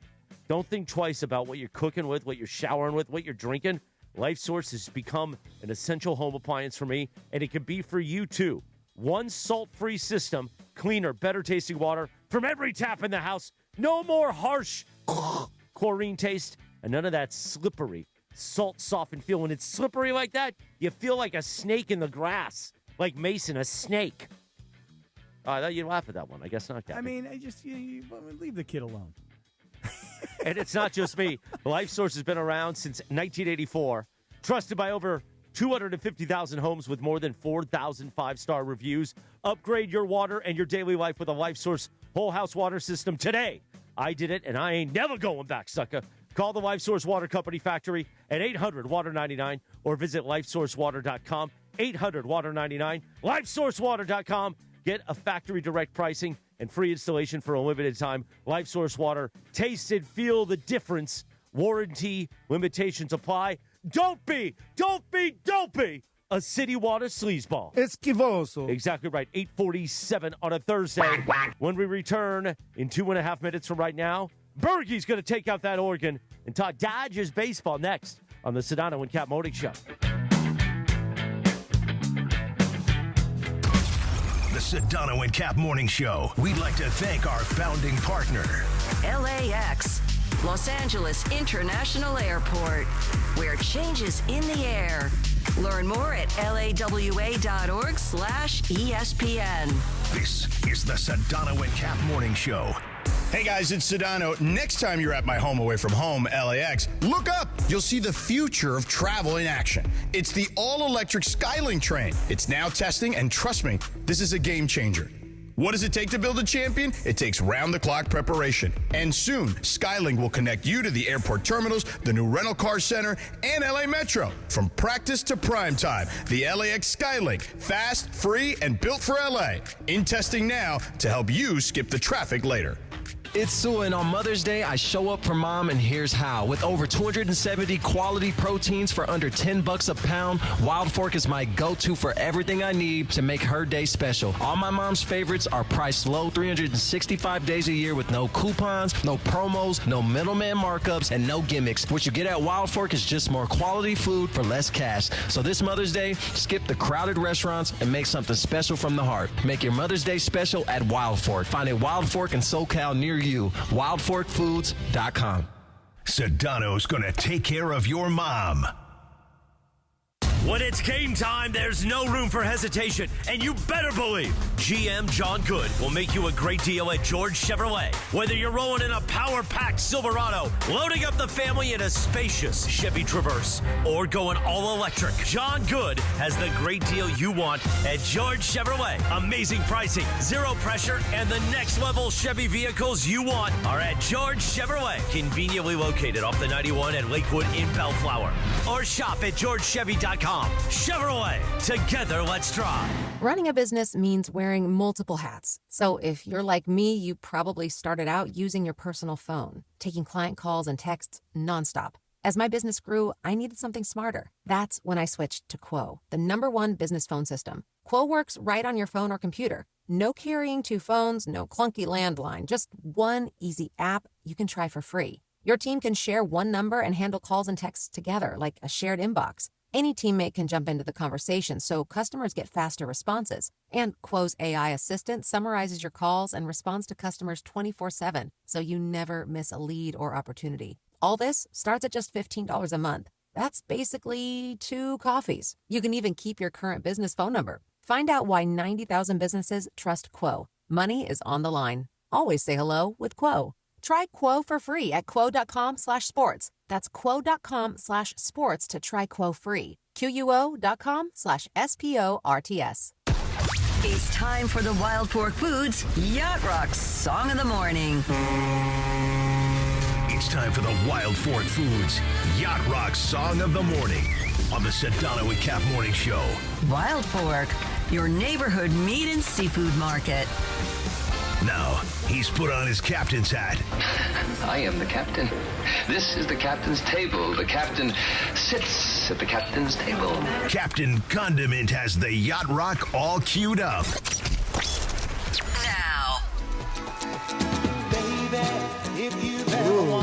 Cappy 851, one of the greatest TV themes ever, and part of the Yacht Rock family, Steve Carlisle, singing WKRP in Cincinnati, Jack. By the way, side note, did you see that somebody just put in for those call letters in the surrounding Cincinnati, Kentucky area? Oh, beautiful. And that they're starting a new radio station there called WKRP? They should do it. It's going to be a hit. Yeah. Meanwhile, it's a Cosm Ticket Thursday. Caller number 7 right now at 877-710-ESPN. Win a pair of GA tickets to watch Thunder Lakers Game 4, the final game, at Cosm on Monday, May 11th. The final game. At 7:30 p.m. Experience the intensity of the NBA playoffs like never before on Cosm's massive immersive displays. For more info and tickets, visit Cosm.com. Only with ESPN LA. Caller number 7 right now, 877-710-ESPN. We hop on Bergey's Oregon to talk to Dodgers baseball. We can continue it in the 9 o'clock hour. Dr. Clapper coming up. But Bergey, take it away. All right, so we got 3 things, Cappy, but since we have shortened time, let's do one first. Well, since this is 3 things, I know there were 3 big home runs hit yesterday. Maybe we should start there. Andy Pages, baby. Look at Andy Pages coming through. And did you see after his first one that he had, I think it was like the 3rd inning or so, when he thought he missed it. And he was so upset with himself. He was going up the first base side, and he slammed his bat into the ground. And then he looked at him, he's like, oh, that went over the wall. And that just kind of propelled him forward and going to 3 home runs. Andy Pages has been somebody that he started off super hot and then went through a really long stretch where he just wasn't finding – he was striking out a lot. He wasn't getting on base. There was a lot of things that were going wrong. And this could be the thing that's going to propel him to move forward because he is a really good hitter. He now has 8 home runs on the year and still over a 300 batting average. So Andy Pages has been looking great. Andy Pages hit a home run in the 3rd. He hit a home run in the 5th. And then he had a solo shot in the 9th. Yep. I mean, it just occurs to me that at some point, teams just go, you know what, today's his day. Maybe we don't really give him much to hit. But the game was so out of reach at that point, it didn't really matter. Yeah, it was off of a position player, too. So, but that 3rd one still counts. Home run's a home run. You know what I mean? I love position players pitching. I hate it so much. It's like my favorite thing in baseball. I love it. Oh, I'm so over it. Like, I never need to see Kike Hernandez pitch ever again. I never need to see Miguel Rojas pitch ever again. I know, like, the novelty of it completely worn off me. Oh, I absolutely love it. And, hey, listen, shout out Andy Pages. That was, you talk about wanting to break out. Everybody's been waiting for Ohtani to break out. Finally, Bergie, I know this wasn't one of the 3 things, but Ohtani with 2 hits yesterday, finally, after what was he, 0 for 18? Yeah, he was 0 for 18, so he finally got a couple of hits, and I think it's starting to come. It's really, I think, Houston. Everybody started to break out in Houston. It was not only Pages. It was Ohtani. It was Freddie Freeman. It was Kyle Tucker even. Tucker got on base. He's gotten on base, I think, or has a hit in, I think, 10 of his last 11 games or 11 of his last 12. So the offense is starting to come together, and it's all over the place. So it's really nice to see them come out of it. I just worry that it's a Houston thing and not so much going to move forward when they get when they come home to play Atlanta. Yep, off day, and then Atlanta comes to town. And they lost 2 out of 3 to the Mariners. Yep. For as hot as they've been. Acuna Jr. got hurt. He has a hamstring issue, and that's going to hurt them a lot. They're up and down based on Acuna. I wonder if he's going to Spain. That thing worked on. Listen, the entire Lakers can go to Spain on Tuesday, man. Oh, come on, man. Come on. Pluto's in retrograde, bro. I'm not going to be a Lakers apologist. I'm sorry. You're not? No. But Dr. Clapper is. Or no, he may not be. He's going to join us top of the hour, 9 o'clock. The Rich Eisen Show begins terrestrially on 7:10 a.m. We're both on the app. We're on YouTube. Dr. Clapper, we'll talk more Dodgers. We got the Lindsay segment. We got fun and frivolity. We're really going to loosen up the tie next on the Sedano and Kap Morning Show.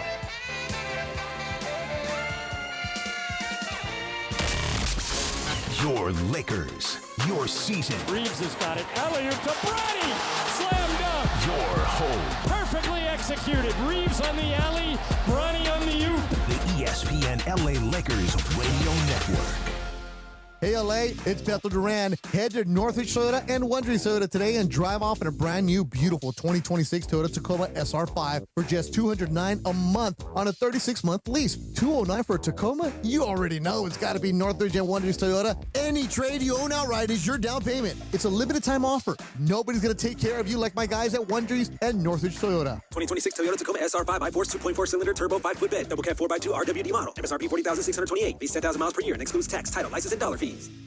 Hey guys, it's Sedano. Next time you're at my home away from home, LAX, look up. You'll see the future of travel in action. It's the all-electric Skylink train. It's now testing, and trust me, this is a game changer. What does it take to build a champion? It takes round-the-clock preparation. And soon, Skylink will connect you to the airport terminals, the new rental car center, and LA Metro. From practice to prime time, the LAX Skylink. Fast, free, and built for LA. In testing now to help you skip the traffic later. Looking for a vodka with standards? Blue Ice delivers. American-made from Idaho potatoes, gluten-free, non-GMO, and only 64 calories an ounce. Enjoy the classic Huckleberry with lemonade or award-winning double espresso. Blue Ice vodka, premium taste, nothing extra. Hey, it's Chris Morales. When it comes to cancer, early detection saves lives. Our friends at Providence remind you that many cancers start with no symptoms, but catching them early can lead to more treatment options and better outcomes. Providence brings together the best minds in cancer care, keeping you in the game with trusted, compassionate support. Take control of your health. Learn more at providence.org/cancer. Providence.org/cancer. Providence, caring with compassion in Southern California. Hey everybody, summer is calling and I want you to snag early savings at SeaWorld San Diego while they last. Take the plunge into the brand new Shark Encounter opening May 22nd where jaw-dropping shark species await. You can even feed the sharks. Then catch big laughs in Sea Lions tonight and gear up for splash-filled fun at the all-new Dolphin Adventures. Plus, get pumped for headlining concerts featuring Ying Yang Twins, Soulja Boy, Paul Wall, Skillet, and more, all included with park admission. Tickets are just $59.99. Hurry, this offer won't last long. Hey guys, it's Sedano. Look, Mother's Day's coming up, and trust me, don't wait until the last minute on this one. Just recently, I took my wife to Burke Williams Day Spa, and honestly, it was exactly what we needed. She loved it. I loved it. It was one of those, why don't we do this more often moments? And right now, Burke Williams has special offers on Mother's Day spa packages across their 9 Southern California locations. Massages, facials, full-on spa days. Visit BurkeWilliams.com and take care of Mom. Burke Williams, ESPN LA's official recovery partner. Chris Canty here. PayPal is now the official peer-to-peer payment sponsor of the NFL, which means all the money moments that your fandom creates, whether splitting tailgate costs or chipping in on tickets and game day food between friends, are covered. Wherever the game is played or watched, PayPal moves with fans. You can send money through text, email, or directly to your friends with eligible accounts on Venmo. Just download the PayPal app and share all the moments that matter. Account with PayPal is required, not available in all regions where PayPal operates. Evan Cohen here. In life, as in sports, the pros make it look easy. That's why pro golfers like Jason Day, Ben Griffin, and Patton Kazire trust the pros in lawn care. True Green. They have the experience and expertise to give you a lawn worthy of the PGA Tour. And since True Green does the work for you, you get more free time, or more tee times. So stop stressing over your lawn and start loving it. Sign up now at TrueGreen.com because nobody makes it easier to get a golf course quality lawn than True Green, the official lawn care treatment provider of the PGA Tour. The home of USC football, and now the home of The Rich Eisen Show. Weekdays 9 a.m. to noon, KSPN Los Angeles, a Good Karma Brands radio station.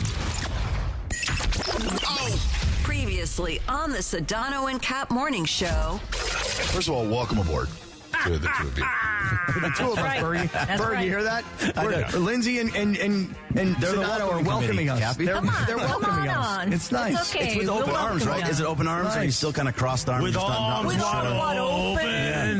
Yeah. I mean, Lindsay may be arms wide open. I'll be crossed armed, but you guys are welcome aboard anyway. I'm like, hey, we got these two guys. We found them at sea. Like, should we let them on? We don't have a lot of room, but do you think we should let them on? Hey, I bought his beats, his golf beats, so that got me in. The Sedano and Kap Morning Show is on the air. The biggest show in ESPN LA history. Will you ever do it, Wendy? Will you ever do the love boat? No, why would I ever want to get? I just want to enjoy that. Don't you think you want to take a shot, though, at it? No. Really? Sometimes you just enjoy what you don't. You don't want to push it. Don't push it. Yeah, I'm a push-it guy. He is a push-it guy. Yeah. Oh, yeah. That's for sure. Yeah. If anybody's a push-it guy, I mean, it's listen, that guy right there. I like to push it, you know? I know. Sometimes I'll pull it. I will.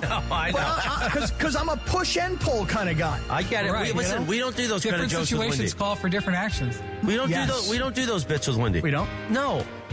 Those bits are with miscreants, not Wendy. Oh, so just you and me?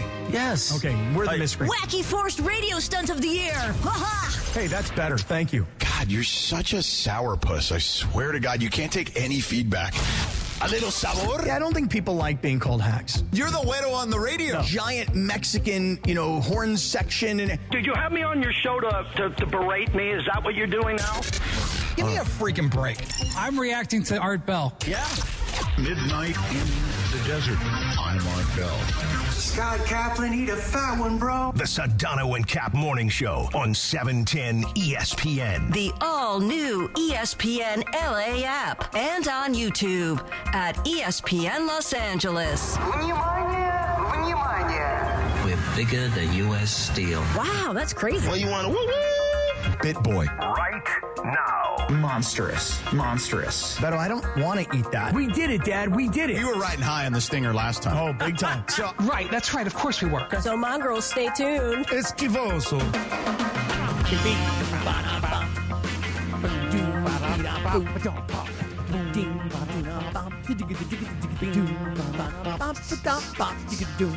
No, 2 and 40 seconds. Good morning. Welcome to the 9 a.m. hour, the Sedano and Kap Morning Show. Gotta hit the hi-hat. On a Titanic Thursday. A Titanic Thursday. As we get ready for Game 2 tonight, Lakers, Thunder, and OKC.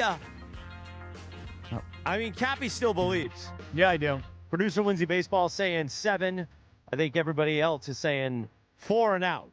It is a final. Dr. Clapper says 6. Dr. Clapper says 6. We'll get to Dr. Robert Clapper. How are you in just a few moments? But thank you. What a show it's been so far. Geeter, Chris McGee, Mike Trudell, Michelle Smallmon, Tick McMahon. It's been great. A lot of ball knowers. A lot of ball knowers. It's been a ball knower extravaganza. Yes, it Ball is. knowers. Do you feel, Chris, as if both me and Cappy are now kind of ball knowers since we talked to all those people? Well, We're Bergie's like more distant cousins. No, Distant Bergie's cousins. more of a ball knower than Cappy, I think. Based on today's performance, Yeah. Gregory Arthur Bergman has been Yeah. studying his own manuscripts and documents and his own doctrine Yeah. at the Greg Bergman School of Content. He's done a great job today. Yeah, I mean, he if has. you're the dean, you have to actually go over your material as much Right. as possible so you know it. You can't let it go. You know what I mean? Right. I mean, really, Bergie, what you have to do is you have to, write a curriculum. Right. And that's what you've done here at the Bergman School of Content. Right. I was really Exactly happy right. to ask Tim McMahon about real questions because we can't ask a lot of the people that work here real questions about What do you Austin mean? Reaves. So, well, most of the people that work here work for the team in some aspect, or we have on. Geeter works for Spectrum, and then Trudell works for the team. He's the sideline reporter, so they're not going to answer exactly how we want to hear it. So I was impressed that Tim McMahon actually answered the question and answered in a different way than I thought he would. Yeah, I was surprised. I also had no idea about the pregame prayer at Oklahoma City, and Tim's analysis. And AR, but you know, Tim's analysis is for the Lakers, they better just pray. They should lock in on the pregame prayer. So now, Bergie, just one more time, we have 3 reasons to be hopeful that the Lakers are going to win this series. Let's start. Go ahead. Let's go through the list. Let's start at the beginning. So Chris McGee, Geeter, he says that we have to just win a quarter. So that's where we need to start at. Just win 1 quarter. Okay. Michelle Smallmon, she went deep into it, and she says Pluto is in retrograde. Right. And she didn't know what that meant, and we didn't know what that meant, but then we all Googled it, and it's a transfer of power. Right. So we're going to transfer the power from the defending champs and the likely 2-time MVP, and we're going to transfer the power over from the Thunder to the Lakers. Right. It's going to go to from SGA over to LeBron. Mm-hmm. And then Tim McMahon said the pregame prayer. You have to really focus in on the pregame prayer. So those are the 3 things that are going to propel the Lakers to a win tonight. I feel like I need a song today. Like, you guys remember a song from back in like the late 80s, early 90s?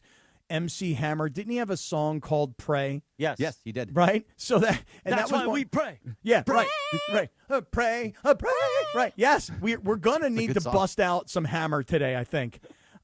Because if we're going to rely on the pregame prayer, and the way Tim kind of said it was like, guys, it's a little kind of thing. It's sort of a little Bible belty kind of stuff, but they do this prayer thing here, and we were all like, we don't know about this. I thought that he was referring to like every team doing like a little pregame prayer, but I guess not. No, he was talking about the arena doing a pregame prayer. Yeah.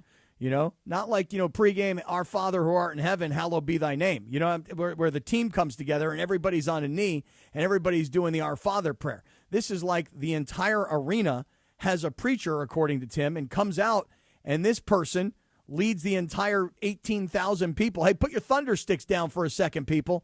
Quiet down, because the preacher's about to say something. And so, I was unaware. Is that what made Austin Reaves suck in Game 1, the prayer? They probably prayed. They probably prayed. I pray that Austin Reaves sucks. Well, it worked.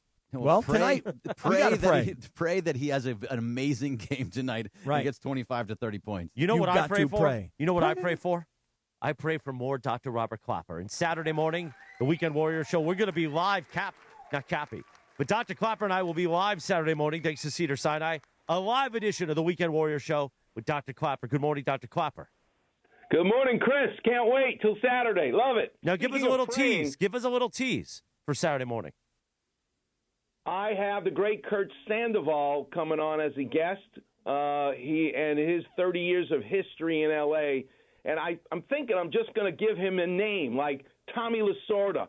And he's going to tell me some kind of anecdote and story about Tommy Lasorda. And I'm just going to go through Kobe Bryant, all the list of the great history of L.A. sports characters, and see what Kurt has to say. But I'm going to begin the show with one of the greatest American dream stories. The man who owns the Jacksonville Jaguars, Shad Khan, a Pakistani Muslim who came to the University of Illinois as an 18-year-old and became one of the richest men in the world.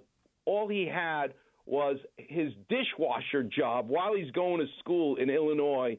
And how did he achieve all of that wealth to own the Jacksonville Jaguars? It's an amazing story, and that'll be this Saturday. Saturday morning at 7 a.m. Can't wait. Yeah, and Doc, it's not just the Jacksonville Jaguars that he owns. Lindsay, what's the name of the wrestling league that Tony Khan, his son, runs? AEW. AEW. He owns AEW. I don't remember the name of the Premier League soccer team or European soccer team that he owns. And Doc, about 2 years ago at the Super Bowl in New Orleans, he must have had about a 300-foot yacht docked right there on the old Mississippi.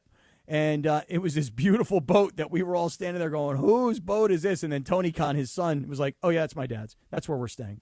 So they're a very interesting crew. No, I don't know. The name of the boat is Kismet. And the reason it's called Kismet, Cappy, is because when he came here from Pakistan in the late 60s, finished his engineering degree at the University no one would hire him, okay? You think about prejudice now. What about those days? No one hired except one guy, a farmer who had a side deal as a blacksmith and said, I'll hire you. You can run this shop because we're fixing all the pickup trucks for the farmers. And Shad Khan came up with a way to make a bumper for a pickup truck. To make a long story short, kismet that guy hired him, that he focused on pickup truck bumpers. He's the man that whether it's a Japanese car, whether it's General Motors, every bumper on the truck all over the world is his bumper.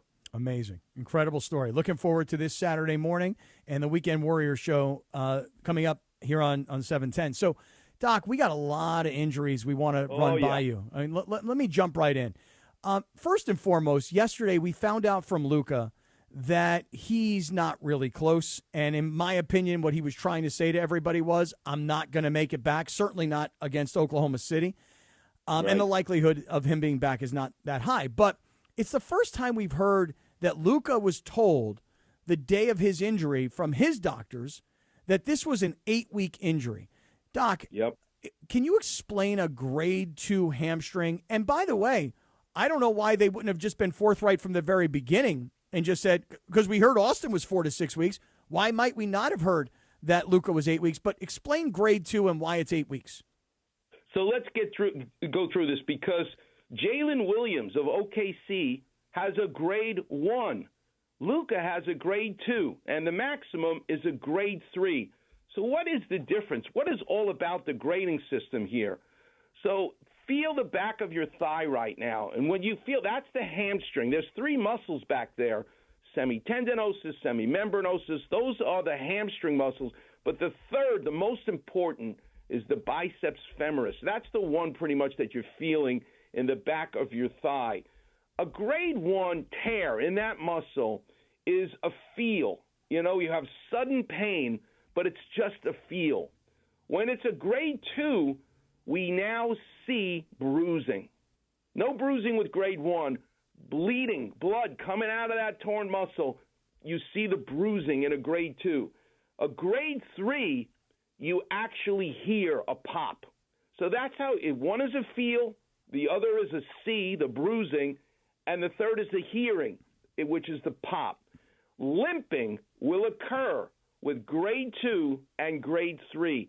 So now that you're all AADs, also a doctor, from now on, when you watch sports and you see the player grab the back of their thigh, if you don't see them limping, it's a grade 1. It'll be a couple of weeks. But if you see them grab the back of their thigh, like we saw Luca grab it, and then you're limping, it's at least a grade 2, almost a grade 3. And here's the reason why it's 8 weeks, to answer your question. Because nothing you do allows it to rest. You go to walk across the room while you're resting. You're firing the muscle. You go to put on your shoes. You've got to fire the muscle. So the hamstring uniquely in its injury never gets a break. It never gets a chance to heal. And that's why it takes so long to heal. But, Doc, let me ask you something. Luca, as you may recall, during the All-Star break, he ran, let me rephrase that. He jogged up and down the floor for like a minute or two, and then they pulled him out. And I can remember before the All-Star game saying if he's got a hamstring problem, a strain at that time, he should not play in the All-Star game because the second half of the season is much more important than the All-Star game. But he was dealing with this hamstring issue back then. So it sounds to me like what he was dealing with at the All-Star break only worsened to get to this grade 2 situation. And it occurs to me as an AAD that if he were to rush back, he might go from grade 2 to grade 3, and you could be looking at months of problems in the offseason. Do you concur with that, Doctor? I concur. The eyes don't see what the mind doesn't know. You now, Cappy, have eyes. You have clapper vision eyes now, and you're exactly right. Yeah, I just can't. I can't see him coming back, and he shouldn't come back. I mean, Bergie and I've been talking about that all day. He should, right, Berg? I mean, he should not come back and risk what happened to Tyrese Halliburton last year, which is it's Game 7. Your life is on the line. If you break, if you tear an Achilles, okay, so be it. You'll sit out the next year. But the likelihood of the Lakers going beyond this round, and even if they did make it beyond this round, what's the likelihood that they're going to beat San Antonio? So, yeah, probably not really likely. But another guy that's on the team that had a pretty gruesome injury, Doc, was Jared Vanderbilt when he went up to block a shot from Chet Holmgren, and his bone came out of his skin, and he was screaming on the ground. He's obviously doubtful tonight, but what do you expect from him, and when could he possibly be back, if at all? So, Greg, you ready for a clap revision? Yes, let's do it, please. I've been waiting for this. Look, he just got into it he just got into an athletic stance, Doc. He spread his legs. He bent his knees. He's in an athletic stance. He's literally he can't wait. We need some T-shirts at ESPN. How are you? And are you ready for the clap revision? Right. We'll get them made. We will get them made with this new partnership. We'll get them made, Doc. Absolutely, love it. Here's the story with the gruesome dislocating pinky or fifth finger. I want you to imagine we're in Hawaii and there's two palm trees, and now you bang into one and bang into the other, a nice hook, and you install a hammock. And it's just beautiful wind, beautiful sunshine, and you just decide, okay, I'm going to lie down on the hammock. And it is amazing. If you've ever been in a hammock, there's nothing like it. Well, if all of a sudden the wind comes up again and you roll funny with the wind, plop, you now fall out of the hammock. But the hammock is still attached to those two trees. All you need to do is now sit at the side and plop yourself back into the hammock. It's a problem if, God forbid, the hammock pulled out of the tree or you ripped the hammock. But if you actually just fell out of the hammock, you just get up and get back in the hammock. When Vanderbilt dislocated, gruesome, his bones, if you will, of his pinky finger, his bones fell out of the hammock. But the hammock is still attached properly. It looks gruesome, but literally all we have to do is pop it back into place, like getting back into the hammock, and literally he could play again tonight. That's how beautiful it is, because he did not damage the tree, the hook, or the hammock. He just fell out of the hammock. How's that? It's great because, look, Doc, I don't mean to be insensitive to somebody else's injury, okay? It's not me who's feeling their pain, okay? But when you hear about a dislocation, a lot of times you hear, well, they popped it back in, right? Yep. So I guess the difference between just being able to say, well, why can't he get back out? Put him in the locker room, pop it back in, tape up his two fingers together, and, bro, get out there on the floor. But this sounded different, Doctor. This sounded like beyond just the dislocation of the bone, that it actually it punctured through the skin. And that's okay. It's totally okay. As long as the sleeve, the ligament, the pulleys, there's all these wonderful hammock-related structures that are soft tissue that obviously you can split it so that the bone can jump out, even splitting the skin. But I'm here to tell you, when you pop it back in, it's literally like it covers itself and it looks like it's normal again. And literally the player, once you pop it back in, can make a fist, straighten their fingers as though nothing happened. Yeah, but amazing. what about the cut? What about the skin? Yeah, that's a minor thing. That is like you cutting your forearm skin, and I put a Band-Aid on it, and you go back and play. So you're saying that all he needs is a Band-Aid and he can play tonight? He needs buddy taping, just like Cappy pointed out, is excellent, where you use the finger next to it as an internal splint so that they act as a unit. But, yes, if you buddy tape it to his ring finger, you will have no worries. And all you're really dealing with, Greg, is just the skin issue, which you can cover with a Band-Aid. So you buddy tape to the next finger and obviously cover the wound so that it's nice and clean. Will he be able to bend his fingers just like normal? Yes. Like he can dribble a ball with it, no problem? Yes, because he's using his index finger as a buddy, if you will. That's why we call it a buddy tape. Yep. So then if he doesn't play, if Jared Vanderbilt is unavailable to play because of a dislocated pinky finger that even may have punctured through the skin that you're suggesting can just be popped back in, can be kept clean, can be attached to the finger right next to it, his ring finger, let's just call it. If he doesn't play tonight, why would that be? What other reason? He should be able to play. And remember this, which is the most important part of his injury. It's his right pinky finger. Look it up. He's a left-handed ball player. So he's going to be doing all of the moves with his dominant arm. Not that you don't need your other arm as a basketball player, but I see no reason why he couldn't be out there this quickly. This is that changes narratives, Doc. It does, because he's listed, Doc, as doubtful. And usually when you're doubtful, you're not going to play. When you're questionable, you are going to play. He's listed as doubtful. And, I saw the play. I didn't understand the injury at first, and then I saw all the pictures. And obviously he was in a lot of pain because you could see him and hear him screaming. But, again, not to be so insensitive to the guy, but you hear about dislocations all the time. And they go, we popped it back in. He got back in the game. What was the rock group that Gwen Stefani sang with? No Doubt. No Doubt. Thank you. Oh, no doubt. He's not doubtful. Okay, I see where you're going there. What if we didn't know the name? What if we didn't have the answer to that? What if we didn't know what band Gwen Stefani sang for? Then your answer wouldn't have worked so well, Doctor. I'm pretty sure Lindsay Fulton knows all That's about right. Gwen Stefani. Love No Doubt. Hey, Doc, one other outside of the Lakers situation. I'm curious what you think about Joel Embiid. I'm blown away that this guy had an emergency appendectomy. I had that happen to me, and it took me a long, long time to recover.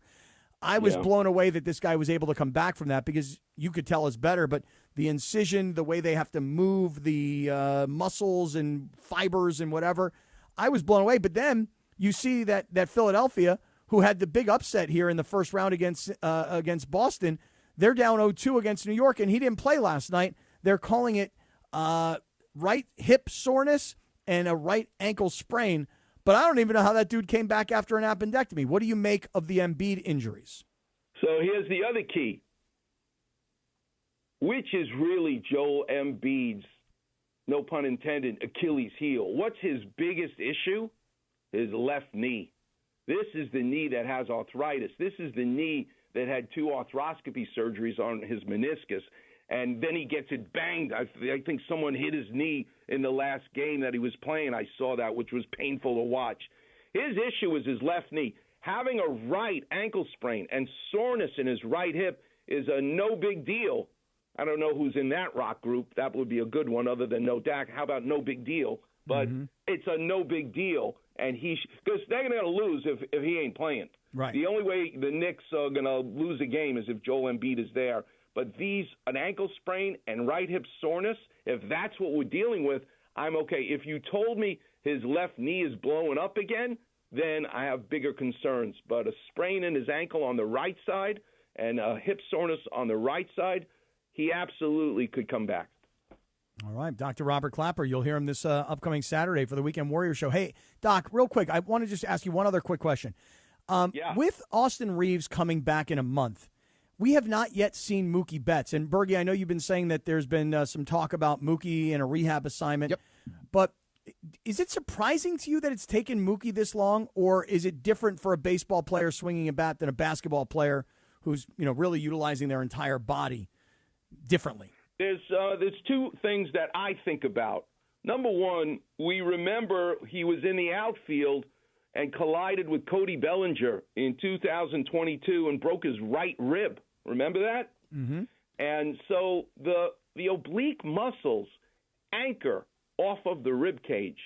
So is there an association with this now 4 years later, an oblique tear, and it trying to heal? There may be something to that the association of the old rib fracture on that same right side. But then, for sure, when Tommy Lasorda, kind of said about golf, what's so difficult? The ball's not moving. The hardest thing to do in sports is to hit 100-mile-an-hour fastball. And I think Mookie Betts said it himself. Last season, it was poor mechanical habits, after an injury that really gave him a hard time. That's what I think he's thinking about. It's very hard to hit the fastball. It's the same side he broke the rib. It doesn't surprise me that he's taking longer than a basketball player like Austin Reaves to come back from the same injury. All right, there you have it. Dr. Robert Clapper stopping by today. Doc, this is a solid appearance. I mean, this is a very, very informative appearance today, for real. You're changing how we think about Jared Vanderbilt one game at a time. What he does tonight is going to completely change our mind. I'm saying no doubt. No doubt. The great Dr. Clapper, Saturday morning, a live show, 7 a.m., presented by our friends at Cedars-Sinai. Doc, we'll see you Saturday morning, Jack. Can't wait to see you, Chris. Thanks so much. Yeah. Can't wait to see you, too. You know, if Jared Vanderbilt doesn't play tonight, you're going to kill him tomorrow? I'm just going to think that he's soft. I mean, listen, I was not in his body. I don't know what his pain tolerance is. I don't know how bad it was because, again, when I saw him hit the backboard, I was like, what happened to him? And then people were like, what, you didn't see like his bone popped out of his skin? No, I didn't see it until, I had to go search on for pictures online. But the way Dr. Clapper is making it sound, it's like, hey, look, yeah, he dislocated his finger. Yeah, his bone popped out of his skin. Big freaking deal. You pop the bone back in. You cover up the blood, the where the cut is. You tape up his other finger. And by the way, it's on his non-dominant hand. So, I mean, the way he says it, it's like, dude, get back out there. It was a dislocated pinky. Come on. Right. When I saw it happen, I was like, oh, he's done for the series. He was screaming in agony on the ground. I thought there was no way he's coming back at all. Doc's making me think that if he doesn't come back, then, we have different thoughts about him, of what he thinks about it when his toughness. We're talking about Austin Reaves' toughness. If he came back from an actual injury, if this is nothing, oof. I mean, look, we're going by Dr. Clapper here, but still. I mean, I'm sure it hurt really bad in the moment. I'm sure it did. Well, don't worry. Vando will be able to rest it for a few months after Monday. After Monday, huh? Where you've already declared it is a final. It's not a final because want to know why? Tell us. Because we're going to. Oh, yeah, we pray. Okay. Nice okay. job. I'll pray. Yeah. Oh, yeah, we pray. Yeah. Come on. Come on, Hammer. We got to pray just to make it today. There it is. Now, Tuesday, are you coming to the game? Or are you going to be in the suite, Cappy? It's Monday. Monday, sorry. Nah, I watch these games on TV, man. Oh, that's right. So Monday, I got to stay at E because I got to be we got a lot of people in the suite Monday night. Mm-hmm. Oh, boy. Do you want me to come? No. Fine. Okay, well, then that's good. You're better off staying at home. That way, Sedano doesn't just poleaxe you on Tuesday morning. Because I was hobnobbing and exactly. I was schmoozing in the suite rather than watching the game. Oh, yeah, and he's doing the game Saturday, too, so you know. Oh, he will poleaxe you so hard. Oh, yeah. He'll be like, dude, I spoke to JJ on Saturday. This is what he said. And what does be like, poleaxe actually mean? You were up in the poleaxe. suite. Look up a poleaxe. It's like a giant, it's kind of like an axe, but it's got like a bigger pole, I think. It's just. You're saying a longer axe? I think so. All it is. It's just a longer pole. Just a longer axe. You know who used to say poleaxe all the time? It was Bruno.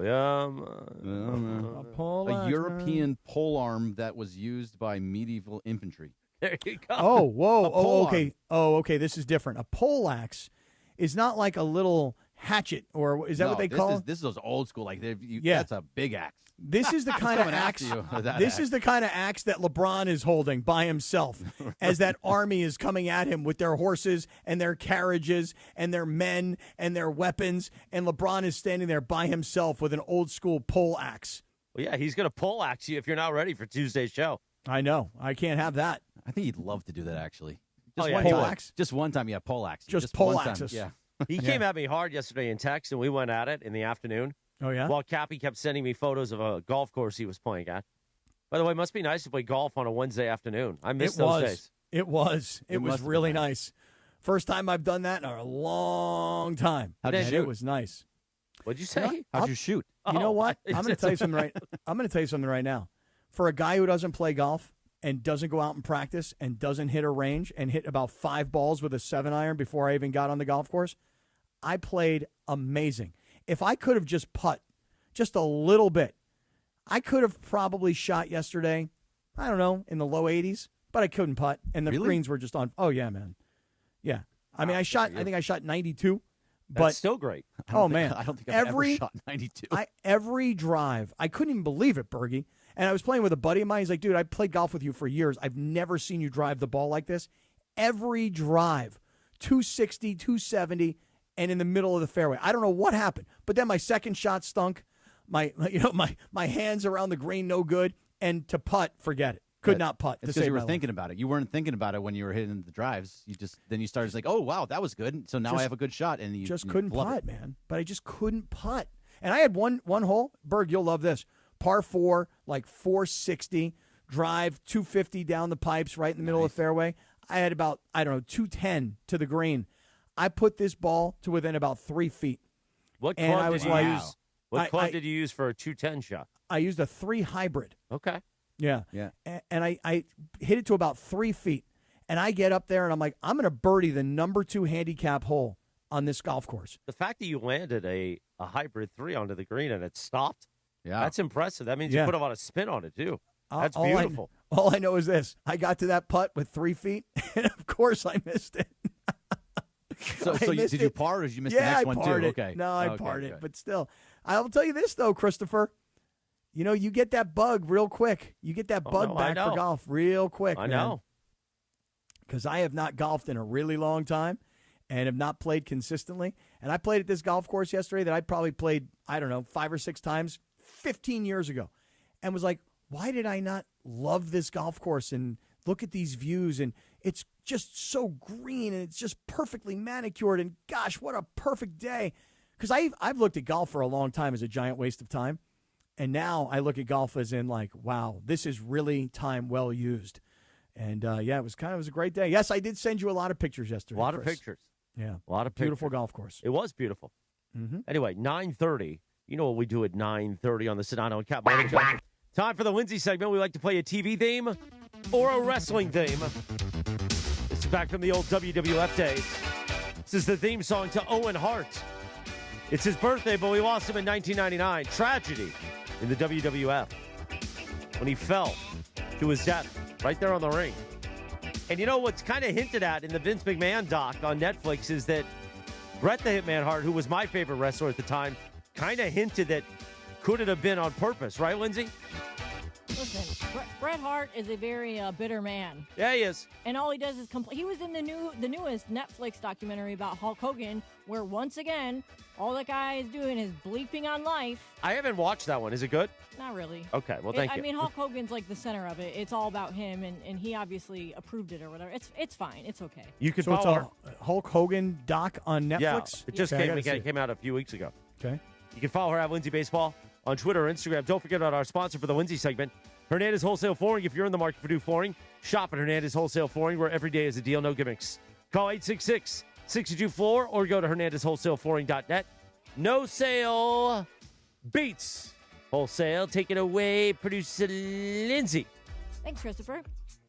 All right, I had to stretch it out there. I like that. I had to find the bed. That's okay. Take it away, producer. We got no producer Jorge today, so Lindsay. Doing it all myself, Jack. Hey, you're doing a great job, man. Yeah, great job. Appreciate it. So yesterday we talked about drinking on planes, but how about drinking at the airport? So the CEO of Ryanair, which is one of those more like lower cost airlines. Do you say Ryan as in R-Y-A-N? Correct, Ryanair. Okay. You've never heard of it? Nope. Okay. No clue what that is. Well, it's similar to like Allegiant, or Frontier, Spirit before they went bankrupt. One of those lower cost airlines, lesser known. Okay. So the CEO of that airline, he's calling for a total ban on alcohol sales at airports before standard pub hours, meaning no more, like 6 a.m. Bloody Marys before your flight. He also wants a 2-drink limit enforced at airport bars using passengers' boarding passes.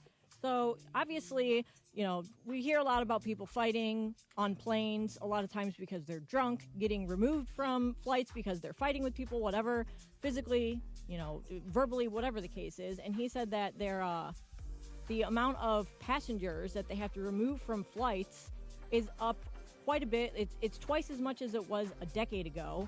And airside bars in the UK and Ireland aren't even required to follow any regular bar licensing hours, so they're allowed to just serve as many people, as much alcohol as they want, as long as they want. So they could stay open 24 hours and serve alcohol 24/7 if they want to in those countries. Obviously, it's a little different in the U.S., but do you guys think that they should do some type of limitation on airport drinking in general, not just the planes, but in the airport in general?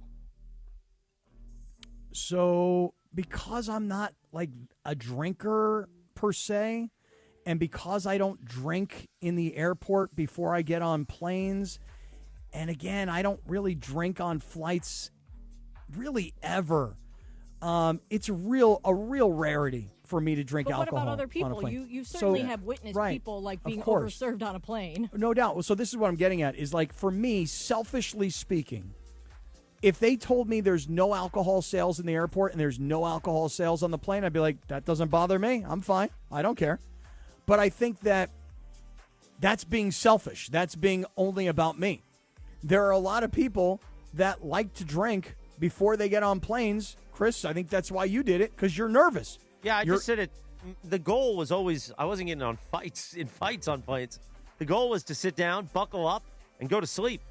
So would a 2-drink maximum, like, would that get the job done for you? You think you, back in the day, probably not, but Right. I would have figured it out. Yeah, but you shouldn't be taking that away from anybody anyway. It's not. You should, if you're the bartender or the flight attendant, just know when to stop serving somebody. Just like a bartender knows when to stop serving somebody. If you're going to sell it, be aware of how they're acting and stop it. But don't stop people from drinking. Well, I don't think there's any reason. And if you're dumb enough to get on a fight on a federal vehicle, meaning an airplane, then you should be thrown in jail anyway. Yeah, that's You're your, a, that's you know your what you fault. are? You're a scumbag. You're a scabozo. They do have the right to deny boarding to anyone for any reason. So I feel like maybe this just kind of makes their jobs a little bit easier when it comes to that. No? Sure, but people want to drink. They're going to drink. They want Well, that's just it. Like, we live in a country where it's like, hey, everybody do your own thing. Yeah, but then when they act like idiots, then, Then toss them off. Okay.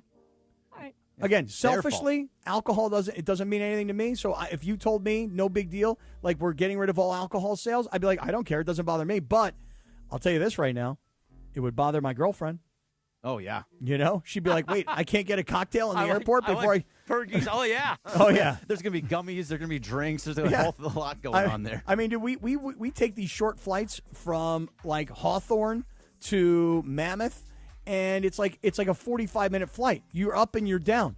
And they're asking, do you want booze? And she's like, yeah, give me a glass of wine. I'm like, well, I guess if she's having one, I should have one too. By the way, the up and down ones are the most stressful. If you're like talking about things that could happen, those are actually the ones that would make people more nervous. Yeah, you're probably right. The smaller plane gets bounced around a little bit more. Not just the smaller plane, but when you got to go up and then come down so quickly without reaching a cruising altitude, like for a 4-hour flight or a 3-hour flight, those are the ones where more things could happen potentially. That's a good point because as someone who flies with their dog, Chewy doesn't like that. He doesn't like the short flights. Yeah, no, it's So not. I always It's not try to great. take direct flights when I fly, to Yeah, Cleveland 'cause because their ears their and ears things, pop, and then once they finally get used to it, you're going back down. And he's like, "Oh man!" And he just starts shaking his ears. I got to massage his ears on the flight. Poor little pup. I could probably Wait, get, like, where do you 3 keep drinks in Chewy on between the there. plane? He sits on my lap or in the floor in front of me. Most of the time, he just sleeps on the floor in front of me. But sometimes, if it's like a rocky takeoff, he'll like look at me and be like, "Oh, I want to sit in your lap." And you can take your dog out of like a little doggy He carry doesn't go case? in a carrier because he is a service animal, Cap. Oh. For real? Or did you get like a service animal jacket on Amazon? No, I take him on his leash just like I normally do. But No, you need a certificate to get on an airplane. No, you don't. Oh, you don't? All right. No. Well, I was trying to help you there, Lindsay. Right. You fill out a form that says that he has a service animal. It yes. was not off Amazon. I'm just saying it's not. Cappy. That's what I was Not trying to Amazon. I'm just saying he's a service animal. All right. Give me a break, okay? He's my dog. Also, do you know most airlines don't even put dogs in like the lower luggage levels anymore? That's dangerous down there. I didn't like that I would when it never happened. put my dog down there. I think it's awful. I sent 2 dogs to Hawaii and back from Hawaii down there, and Didn't it scare the and crap out of you? It changed. Yes, scared me the entire time. I was watching the flight the entire time, and one of my dogs, Zoe, she was never the same. Oh, Never Wow. the same. See, that's Lindsay, like, how do people react when you have Chewy on your lap on a plane? I mean, honestly, when I book a flight where I'm with my dog, I'm always very conscious of where my seat is on the plane, and we always sit in either a bulkhead seat or an aisle seat with an empty seat next to it because you could do that, and I don't want to like bother anybody. I've never had anyone like give me any grief over it whatsoever. Chewy doesn't hit people in the schwanz like he does with me, right? No, he minds his business unless people do like the dog voice. He will not bother anyone unless they're like, "Oh, hey, puppy," and then he's like, "Oh, we're best friends," and he wants to he wants That him to kid, pet him and Chewy's got a big paw. Oh, and he dude, always he- goes right for the schwanz. He Small likes to body, use that big paw. schwanz. That is like a speed bag to Chewy. That is. Chewy makes people's days when they're all stressed out about flying, and they're like, "Oh, puppy!" Like they get excited to see a dog on a plane. The next one here is about The Late Show. After more than 30 years, The Late Show on CBS is airing its final episode on May 21st, so that's just 2 weeks away.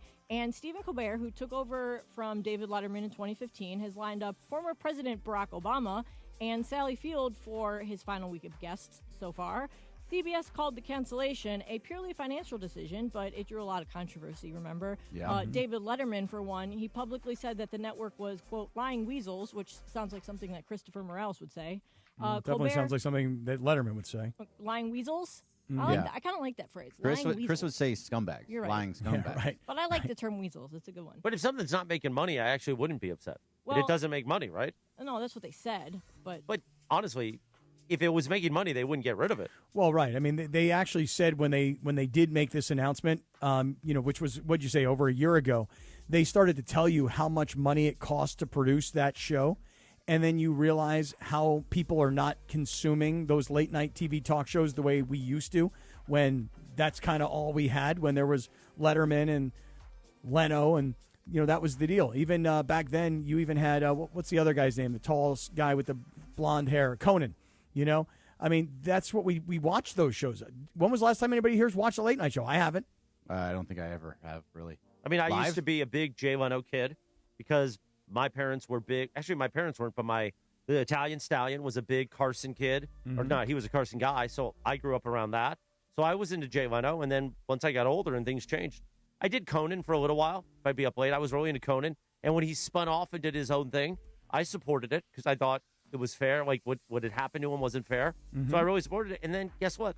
Technology came, and I got older, and I was going to sleep earlier, so it was just like, yeah, I don't need it anymore. It's not part of my thing. I love Jimmy. I love Conan. He's funny. He's very funny, especially when he goes to different countries. That's great. But Jimmy Fallon, not funny to me. He's a bunch of clips. He's not funny. Jimmy Kimmel has his moments, but not something that I'm going to go out of my way to go watch. Right.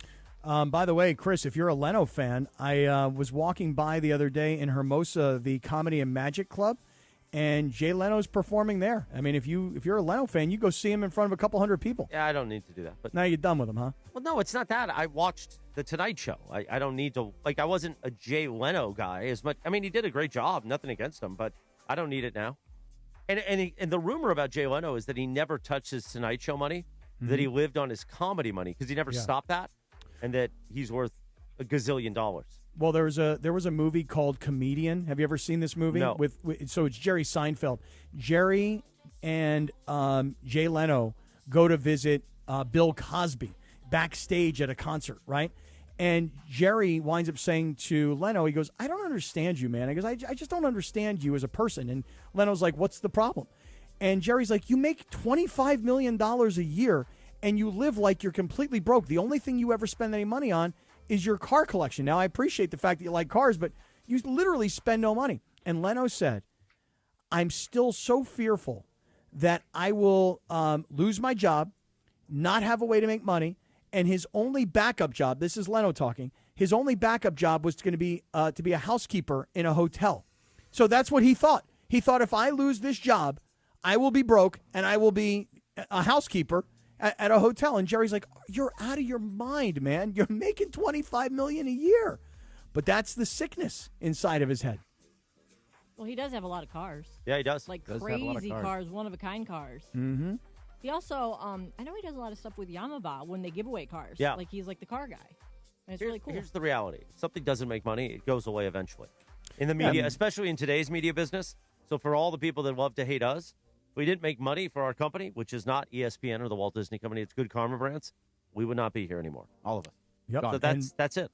Yeah, and if you're going to spend $60 or $70 million a year, whatever it is, on a late-night TV talk show, and you can't recoup that money, it's a financial decision. I know everybody thinks it's a decision about the FCC and the threats and the politics and all this. I would agree. It's a financial decision. And guess what? If that is the case, the reason why it's easier to make that decision is because it doesn't make money. If it made a lot of money, everybody would figure it out. Mm-hmm. people would pay off somebody who needs to be paid off, and it would be fine. That's just how the world works, the real world. I don't know if Kimmel's show makes money, but with all the heat that Kimmel has felt, it serves a purpose. Exactly right. It serves a purpose right. to the Walt Disney Company, That so is they right. keep it around. Yep. Well, speaking of serving a purpose, a 90-year-old golf legend beat Bryson DeChambeau in a push-up contest. You guys hear about that? No. Gary Player, of all people, who is 90. Ah, the great Gary Player. He went push-up for push-up with Bryson DeChambeau on the White House lawn this week. They were both there for the ceremony restoring of the Presidential Fitness Test Award in schools. Which I think is great. Yes, and even though I'm pretty sure that the president himself cannot complete it, but that's neither here nor there. The two were there for, like I said, for the Presidential Fitness Test Award. And Player said his body feels like it's 60, and he's been saying that for like 10 years now. And DeChambeau, who is 32, and he's totally built like a tank, he could not keep up with Gary Player. How many did Gary do? I'm not sure I can find that out for you, but I was going to ask you, like, how many push-ups could you do at 32 versus how many you can do now? Well, good question, actually. One thing about Gary Player is this. A couple years ago, I want to say it was either ESPN, the magazine, or maybe it was Sports Illustrated, the swimsuit, or maybe it was called the Body Edition. I think it was ESPN, the magazine. They had Gary Player naked in the magazine. Now, you weren't seeing, what you didn't want to see. But he was probably like, I'll bet you he was 85. Maybe he was 80. I knew you were going to go there. No, seriously. He was. No, I know what you said before. Like, I think we know that ESPN, the magazine, didn't show Gary Player's schwans. I think we got that. Yeah, we understood that. But otherwise, he was like. naked. Yeah, otherwise, I know. There was a leaf covering whatever. The magazine's not going to show anything. Right, but he was naked, right? Yes, we got it. And let's say he was more. Let's say he was 80 years old. I'm telling you right now. Okay, here's the pictures. They're showing it to us right now on the YouTube channel. Thank you, Carlo. Thank you, Carlo. ESPN, the magazine, Gary Player. Carlo, you'd have to tell us what year this was from. But this guy's like 80 years old, and he looks better than I do. I mean, this guy's 80 years old right now in this picture. Now he's 90, and he's out there pumping out the push-ups on the White House lawn. That's pretty damn impressive. So he said that every morning when he wakes up, he does a combined 1,000 sit-ups and push-ups, so any mix of the two. So I'm not sure how many they were at when Bryson DeChambeau tapped out, but like Gary Player had him big time. Couldn't keep up. I don't know, man. A couple of years ago, I told Sedano I could do 50 push-ups, and I think I got to 43, and it was an embarrassment. And now I don't even think I can get to 43 anymore. But 43 is still really good. So whatever Gary Player's doing, like, good for him. He would beat all of us combined. It seems 1,000 push-ups, 1,000 combined push-ups and sit-ups. That's pretty impressive. That's insane. So not think a lot about of it. body weight either. He's he's a smaller guy. Yeah, but he's 90. He's a smaller guy. He's 90. Yeah, he's a professional golfer. He's got 90. an amazing body. Yeah. So what? Nah, come on, guys. No, it's impressive. 90. It's very impressive. I think we're all impressed. Yeah, 90. I would be impressed if they showed the whole thing. I want to see the whole thing. You want to see what else it looks like, huh? Yeah. No Sedano, so all the schwans you want. By the way, Sedano has chimed in on the group text just to let you guys all know. Oh, he's listening. That the Late Show is not losing money, and if you believe that, then you're dumb because he's going to sell you a bridge in Brooklyn, something like that. Okay. Says he'll sell us a bridge in Brooklyn. All right. I mean, listen, if it doesn't lose money and it was just purely political pressure, I would only ask this question.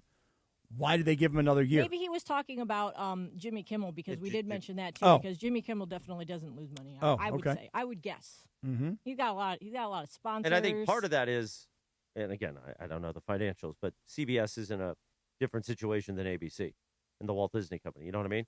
I don't know how many people were watching CBS before the political stuff at late night. You know what I mean? CBS is Paramount Plus that just got that just bought Netflix. Like CBS, the evening news is like on its Max. seventh host in 10 years or something. So they've got other programming issues going on. Mm-hmm. Well, whereas ABC, Sedano? I believe their nightly news is number one, I think. Is that David Muir? I believe so. Mm-hmm. And I used to be a big nightly news kid. Yeah, me too. I used to love, back in the day, the old Peter Jennings, Brokaw, all of them. Mm-hmm. And then I was really into Brian Williams.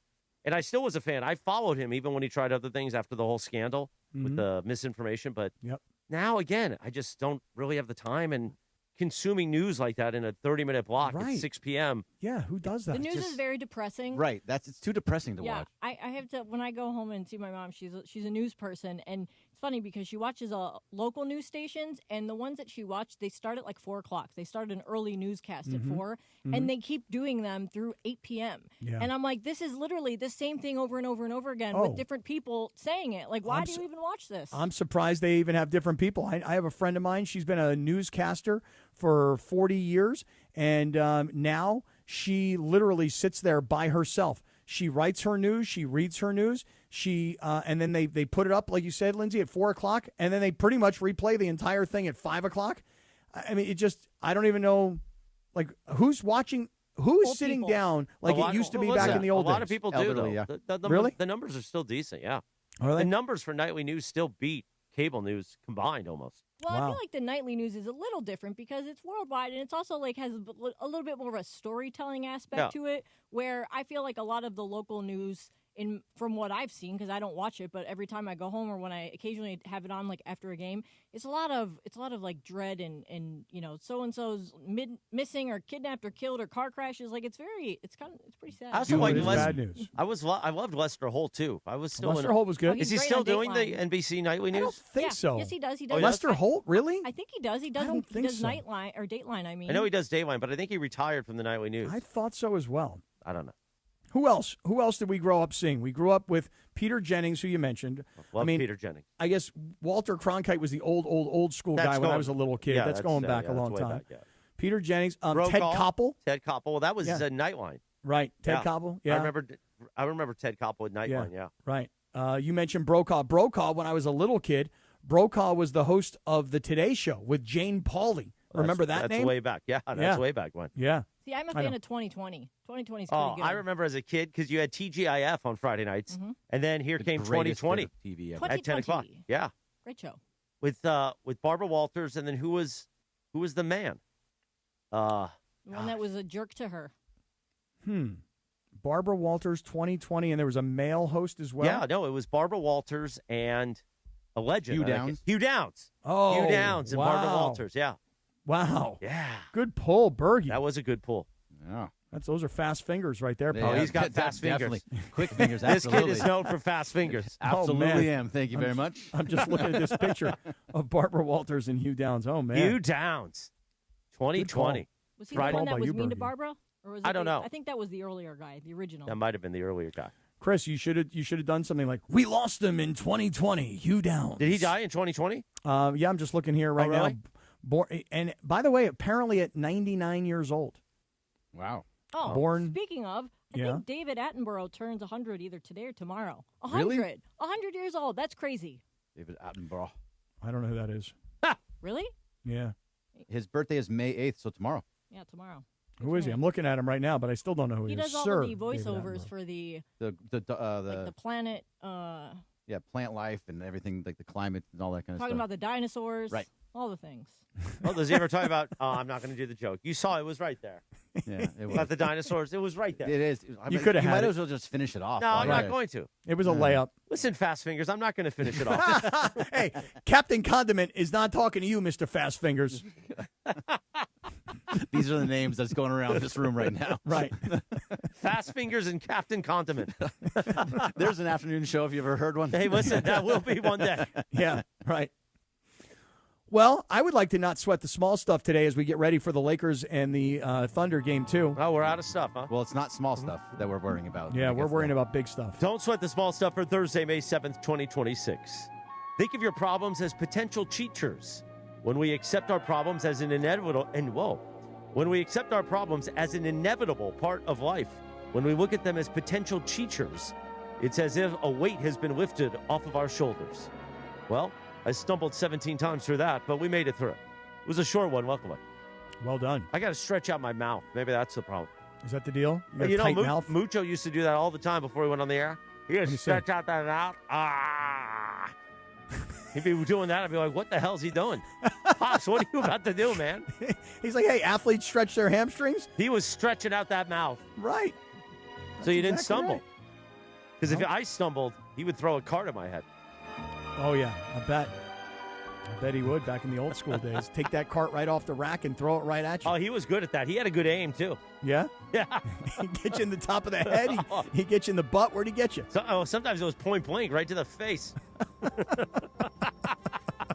And then it would bust the carts, and then we had to go re-cart up a jingle. Oh, what a waste of time. Go cart it back up, kid. Time for the Dealer's Choice Real Deal. Thanks to Seller's Advantage. See, my mouth is stretched out now. Want to sell your house? Oh, that's a drop. Kasim in the back.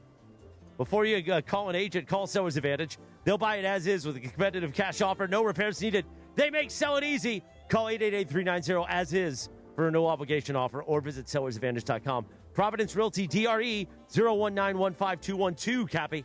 So I want to finish off today's show exactly where we started today's show, which is talking about Luca and his injury and his yesterday, his admission that his doctor told him it was an 8-week injury at least, and Luca talking about how much he misses his team and he wishes he was out there and it's killing him that he can't be out there, and he's doing everything he can humanly do to get back onto the floor.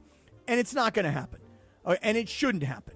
The guy should rest, go into the offseason, and start thinking about the future. Because the future of the Lakers is, you're looking at the future. You're looking across the court here at Oklahoma City, and you're seeing we don't have the roster to compete with these guys because they don't go 1 through 5 or 6 through 8.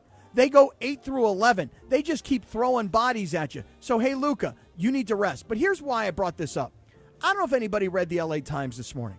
The LA Times had an article today, and here's the headline. Nobody is a bigger LA Times guy than Cappy. I love the LA Times. It's amazing. I still read the LA Times. You pay for it. I do pay for it, and I still read. $10.99 a week. I don't think it's a week. I think it's like $1.99 a month. I still somehow pay for it every month, and I never open the email.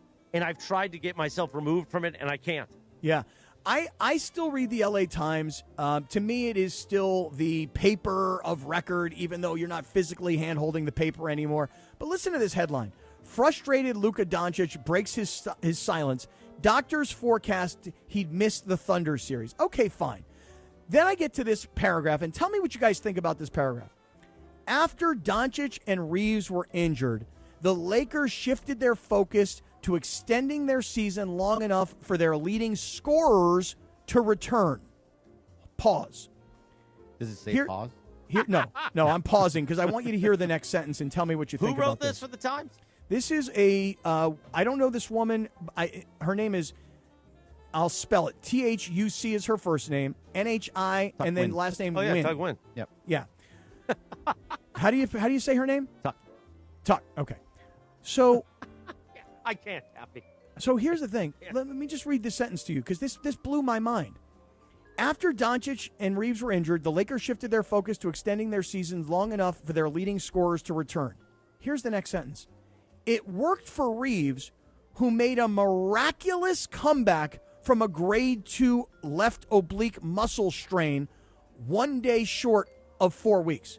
I just want to ask everybody a quick question here. Did you think that Austin Reaves made a miraculous comeback? And I don't mean his performance. I just mean you were told from the beginning. This is a 4 to 6 week injury. He did everything he had to do for 4 weeks, and he came back onto the floor. Well, now, no. had he come back a week later, to me, that's miraculous. 4 weeks later, that's kind of where we were thinking. No, Cappy, if you remember, it was Luca who we heard all the 4 to 6 weeks, and Austin Reaves, there was no talk about him coming back until like 2 weeks ago. Everyone was just assumed he was going to be out for the entire Rockets series, and it was more Luca coming back sooner than Austin, right? I don't think so. I do. feel That's what I had heard too. I feel like we were told about Austin Reaves 4 to 6 weeks from the very beginning. And the reason I think that is because I remember us having this conversation about Mookie Betts, and they're saying, well, Mookie's 4 to 6 weeks, but they think he'll come back sooner. I just want to ask this question. Did Austin Reaves make a miraculous recovery? I mean, it was a recovery, to say the least, but there was just a Jimmy John's commercial on. That sounds pretty good right now. You know what? Bergie? I'm going to tell you something right now. I had a bad experience at Jimmy John's. No, what happened? No. Yeah. You know what happened? I ordered my Jimmy John's. This is not the one on Figueroa in downtown L.A. This is elsewhere. And I got there, and I picked up the sandwich. It was right on time. And I opened the sandwich up, and they must have toasted my turkey tom. I didn't even know that I they hate toast when they sandwiches. toast your turkey Tom. That's Yeah, not good. I didn't How ask for dare it toasted. That the bread, the beauty of the bread is how soft it is. Right. No, I agree You know, with that. there's Did the you crunch. accidentally order it? Did you order on the app? I did not. I ordered it by calling somebody. Oh. So I never said Calling? toasted. Who's calling? Yeah, me. I called. Wait a minute. You picked Yeah. up a phone What and is this, called Jimmy John's? 1985? Yes, I was driving and I called and they said, "Hey, this is Jimmy John's." I'm Oh, like, my "Yeah." God. And I was like, "Yo, man, I need a turkey Tom. Listen, Jimmy it up." that's why they toasted it, just to screw with you. Yeah, Because and you I called Why them. are you calling me right now? And I'll tell you something though. But I took a first bite and I was like, "Gosh darn it, who the hell told them to toast it? I didn't even know Jimmy John's toast sandwiches." And then I was like, "Don't do that. Like, give it a shot." And I will tell you this right now: while I prefer it to be not toasted, it wasn't terrible. So why are you mad then? Because it wasn't the way I wanted it. Well, don't call. Well, I mean, you know, it's just, That's another busy. I was sandwiches driving. I was driving. Tagline. Don't call? Don't call. Don't call us. Have it If your you- way. You didn't get it your way. If you can't order it online like the Pizza Hut app, forget it, pal. Well, you can. There's a Quiznos app. Or not Quiznos. You Wow. put it in my brain. Quiznos. There's a Jimmy John's app. I've used it. Back in my drinking days, I would order on like the 18th hole at Black Gold. Yeah. And then get Jimmy John's and sit in their parking lot and chill out for a little bit. Does Quiznos exist anymore? No, there's a whole video I just watched on Quiznos and the downfall. It's a very Really? interesting video on why their business failed. Because Really? they were like, everybody thought they were going to beat Subway. Yeah, they're 'cause going to they take over. toasted their But here's what sandwiches. happened. If you were a franchisee, Yeah. you had to buy your food from Quiznos sub company. Not sub, like sub LLC. That's what I meant. Not like submarine. So you had to buy all the food. So 30% is usually your food cost when you're a QSR, quick service restaurant. Not 60%? No, 30%. But they were putting another 20% on top of it. Oh, So all wow. these franchisees were dying because 50% was going to food. Oh, yeah, So that's not what gonna happened. That's why it all That's not gonna failed. work. There's See, your they business toasted class in 30 seconds. Nice job. Yeah. Very That's nice something Cappy would do. If Cappy had like a franchise group, he'd make. I think this Skim was it a off the top. this was a Columbo episode where you had to like buy paper clips from the franchisee or the franchisor or something. All right, not a that's bad going to call. do it, everybody. Let's go, Lakers. Come on, Lakers. We'll You see can you. do it tonight. Sedano will be back tomorrow morning at 7 a.m. And we'll see what we have to say. Will everybody prove people like me wrong? Will the Lakers win tonight at OKC? Or will we begin the countdown to the end? We'll tell you tomorrow morning at Friday at 7 a.m. Have a great day. Enjoy the game tonight, Jack. Who goes in retrograde?